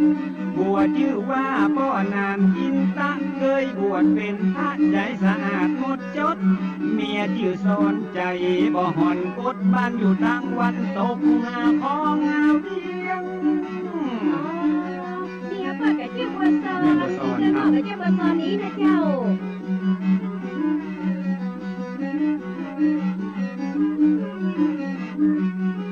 สมัยนั้นยังเป็นดงป่าไม้สักต้นใหญ่ก็ต้นยางต้นเฮียงอยู่แดงแทงแงะและต้นตะเคียงเก็ดเป้าสูงเปียงเอียงอิงต้นขามอกข้าเจ้าเงายิ้วกิ่วผมปลายปัดเจยลมสูงกึ่งกลางฟ้ายิ้มและนาวันนั้นมีเมียหนุ่มละป้ามานาอุ้มต้องละวันหนึ่งฟ้าห้องละมืดฟ้าบดฝนผู้ซักงวงไฟโอยตามป่าดงพี่ไว้ลงแล้วเขาเร่งเข้าบ้านเป็นที่หน้าแปลกประหลาดหัวใจตากระสงสัยว่าเป็นอันยังอัน10 ปี20 ปีและที่ผ่านมานั้นเหตุการณ์อย่างอันบ่เคยมีเกิดเหตุการณ์อัศจรรย์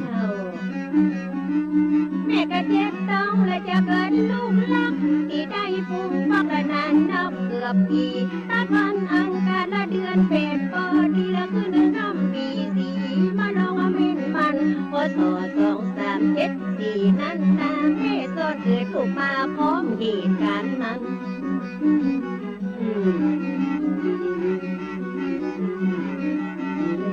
ใกล้เจงก่อนหันแสงสุริยะก็ป้อนนานอินตั้งแม่สอนดีใจได้ลูกฮักที่เป็นพ่อใจตั้งชื่อว่าควายเป็นมังคัลละร่างกายแข็งแรงครบ32ผิวพรรณพดผ่องบ่มีไฟกากะเจริญไวบ่มีภัยโลกะช่วยงานสับตะยางอัน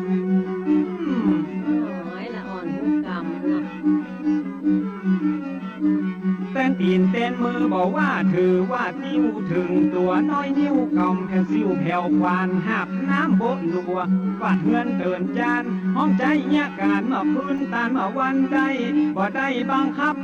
บ่ได้วอนขอบ่ต้องได้รอฮือพ่อแม่ห้องใจยิ้มและน้องเด็กชายไว้ละอยู่กับพ่อแม่คอยเฝ้าดูแลและสุขสันต์หันษามีวันหนึ่งละท่านเจ้าปูบาได้เมตตานำมาบินทำบาตรทำอาหารใส่ตัวละเด็กชายไว้แก่ก้าวว่องไวและมีแววฉลาดปูบามันที่ชายได้ก่ออาโดยญาติกับพ่อนางกินตั้งที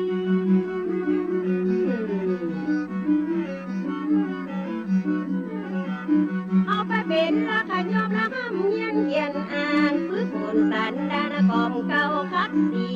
คือได้เป็นตะบนเก่งคนดีที่วัดไปนี่ละใจนิ่งเตียงมันอยู่กับคนไปเหมือนผ้าไม้ตัดแต่ไปอยู่กับคนมีปัญญาจะมีวิชาหลายลำคำตกน้ำมาหอนเป็นหินเนาะอยู่กับคนผ่านทางพาไปหาพิษอยู่กับบัณฑิตพาไปหาผลอยู่กับครูบาได้ศึกษาฝึกฝนมุ่งมั่นอดทนจนอายุ15เขียนตัวเมืองอ่านแถวตัวไทยอ่านออกเขียนได้ชัดฉานเก่งกล้าครูบาพอหันอนาคตวันหน้าเลยบรรพชาเป็นสามเณร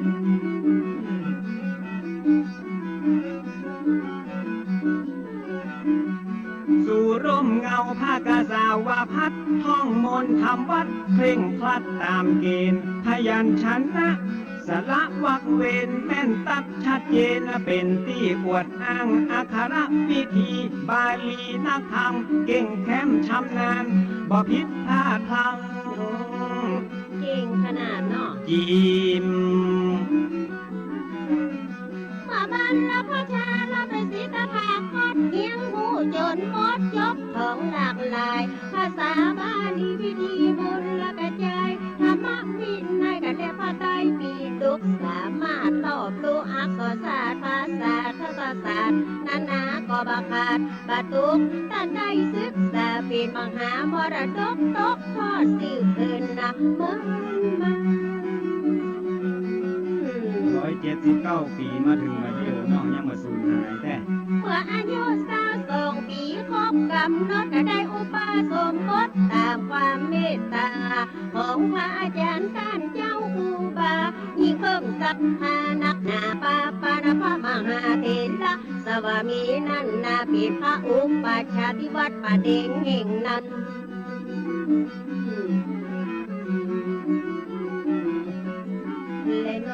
ได้เจ้าอาวาสวัดป่าแพ่งเมตตามาเป็นกรรมวาจาจารย์วัดไฟหินเป็นอนุสาวนาจารย์ได้ฉายางามว่าโสภาภิกขุได้ศึกษากะเฮียนต่อเพิ่มเติมจากของเก่าเดิมมาจากเนนฮอดตุเฮียนแตกฐานสำเร็จลุ่มลุกเป็นที่น่าสาธุยิ่งน่าดี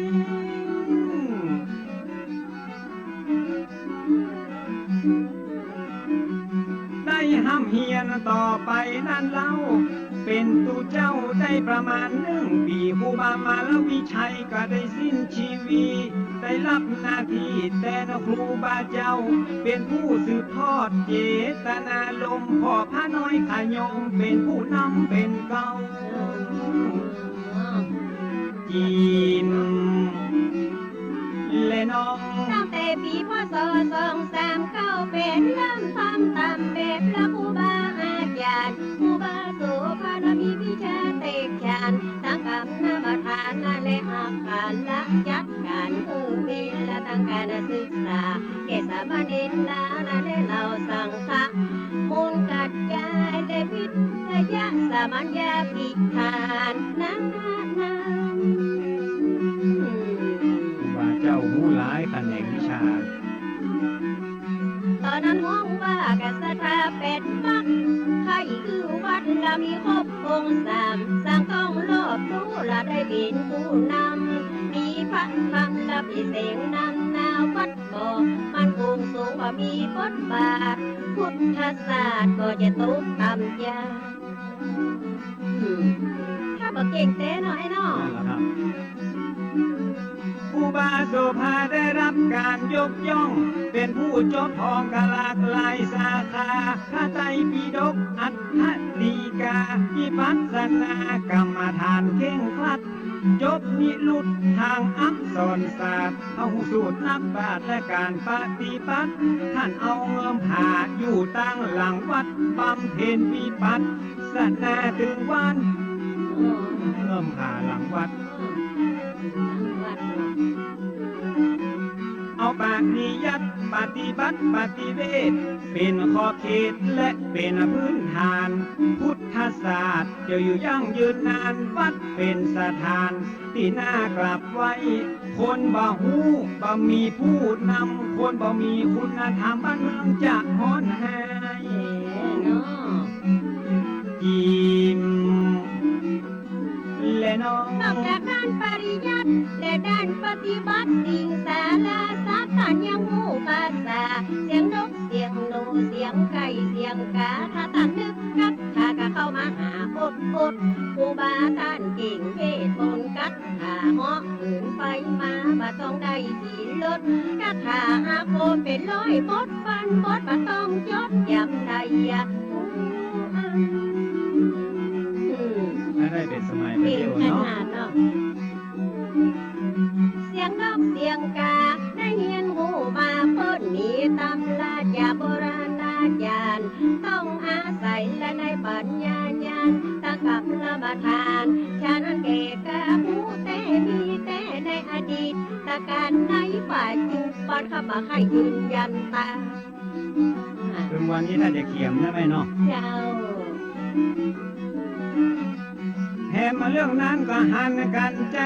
กับพี่น้องอังวะตะกุ้งหงสาเปิ้นเล่าลือกันแต่เหินเมินมาว่าหันครูบาไปเดินบินทบาทสถาตัดเอากะลงบาเป้าคัดจนเป็นเงางามจนสะอาดเอาใส่น้ำเมียงแล้วเอาใส่บาตรถวายท่านเจ้าว่าอูบา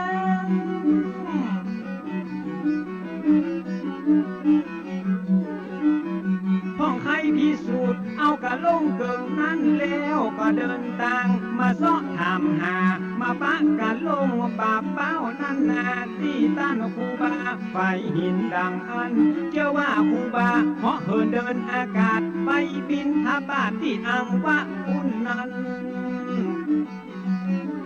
ยิ้มและน้องโอ้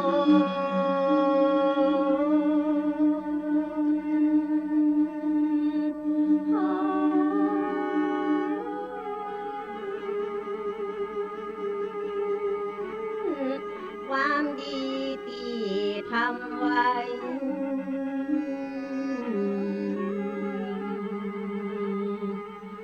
ผลแห่งความดีได้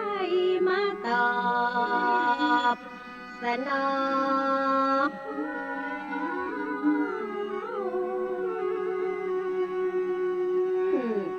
แต่ครูบาโสภาผู้สร้างความเลื่อน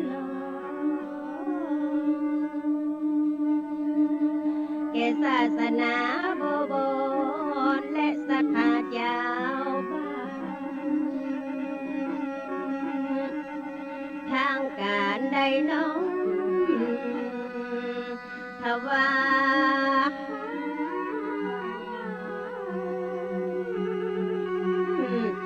ตำแหน่งสังฆนายก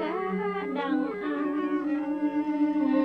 ปกครองดูแลพระสงฆ์นั้นทั่วกรุงเทพ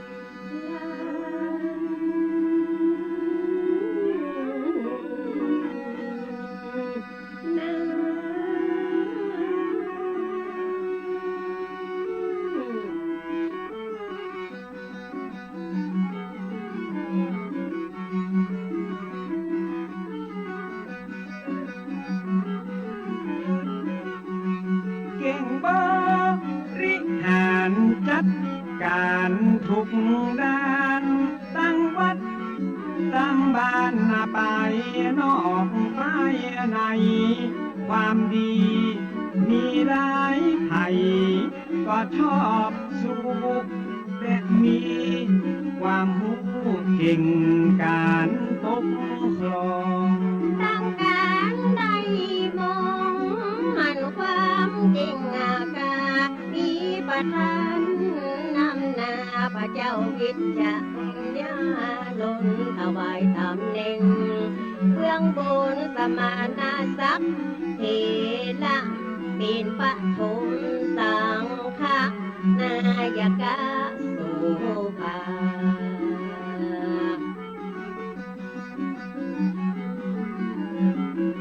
ถวายมุทิตายินดีจัดขึ้นหมู่คนคึกคืนอนุโมทนาที่ดอยสุเทพวัดวาอารามพวงแก้วฉลองเป็นน้ำแล้ว2438พอดี พอสอก็มีบอกไว้ดีเจงฉลองตำแหน่งหลังได้สั่งกะนาจาเลยอาราธฐานามาอยู่ไกลไกลเหนือเวียงเชียงใหม่นั่นคือวัดเจียงยืน พศวันคืน2439เพื่อการพอเฝ้าและพัฒนาดูแลศาสตร์ศาสนาสั่งค้าใหญ่น้อยหือเป็นไปเรียบร้อยสะดวกสบาย ศาสนาเรื่องไรใดๆก็ก้าวหน้ามาตกตามจากการศึกษาก็ดีกรรมฐานก็มีพิปัสสนามุ่งมั่นล้วนเป็นพื้นฐานศาสนามั่นคง ต่อมามีองค์ภิกขุหนุ่มน้อยกิริยาเรียบร้อยมีนามว่าปิงบ่ฮือสุงสิงพระสงฆ์ตนเท่าบ่ฮือไปไวตุเจ้าติดมัดอกมัดแอว ราคาเตกแก้วเป็นสองหมู่สองข้างพระสงฆ์แตกมังกาจัดกาใจเป็นสองมีกายหุ่นวายเสียงทานนาพระป่าพระปานแยกกันวันป่า ลัทธิมหาปิงท่านกุมภาบ่มัดอกคือจ่าพอดแล้วบ่งามหลายคนหันตามไปนิยมชอบสู่นิกายใหม่ไฟยุอคติลำเอียง พากันทบเถียงสำเนียง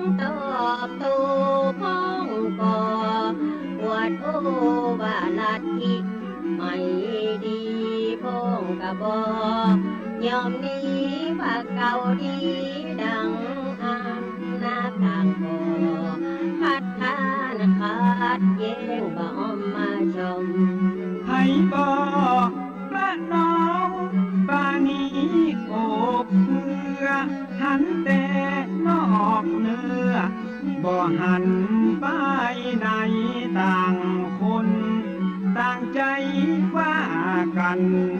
บ่ได้ประชาธิปไตยต่างมีสิทธิเสรีอยู่มาหลายปีเห็นที่เจ้าบ้านกลุ่มผู้อยู่กลางบ้านมาหาปิง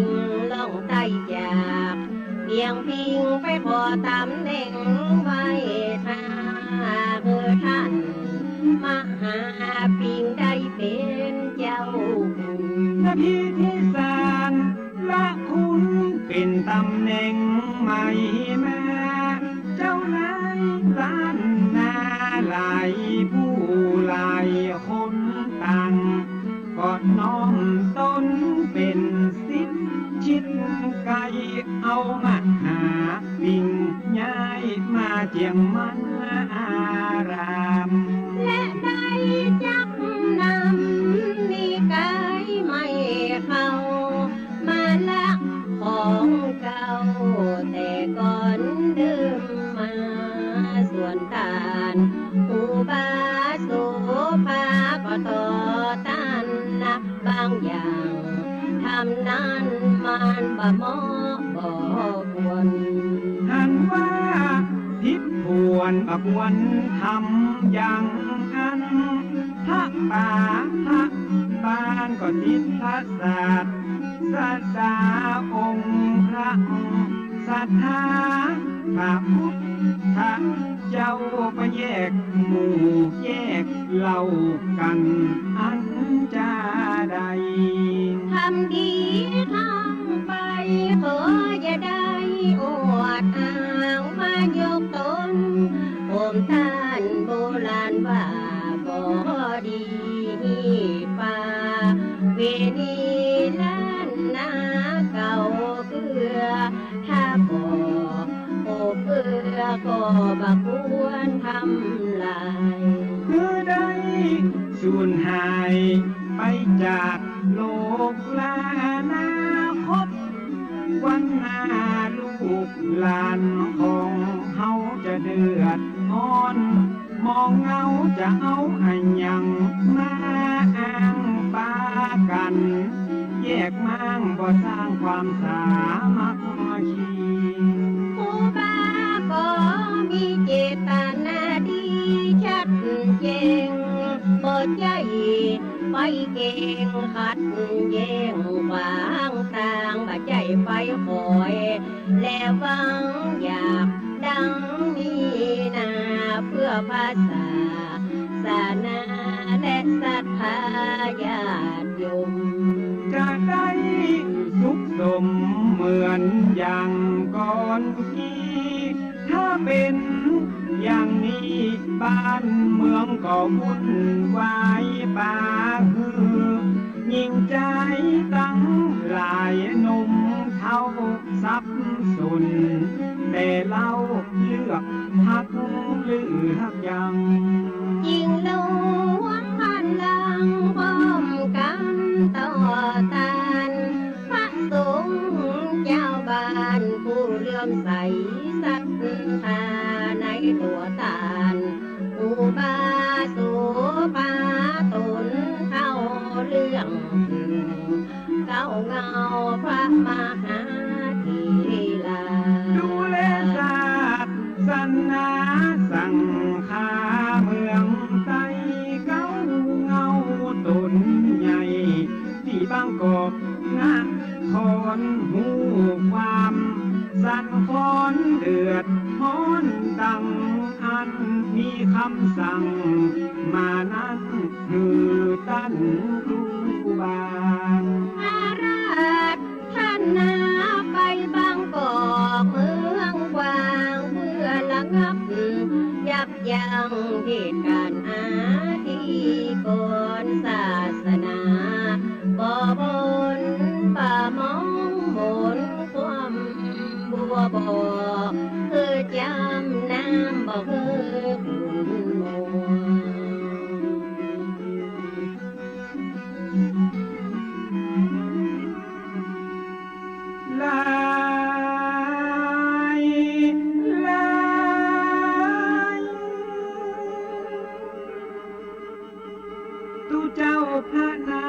ใหญ่น้อยปากันเศร้าซ้อยมาส่งครูบาด้วยน้ำมาตาม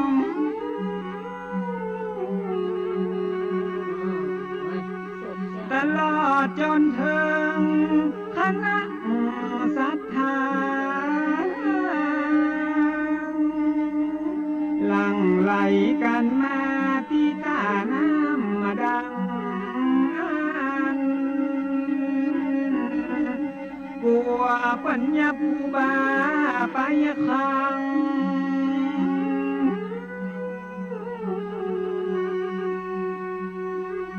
ที่เวียงวังปิดกันอินดูคูบาเสียงทานบัวไปต้องกฎหมาย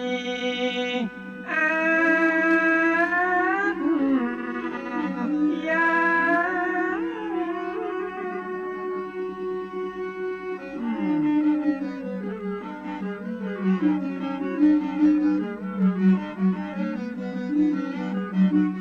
ที่ตาน้ำละว่าชัยมงคลสภาสาธุช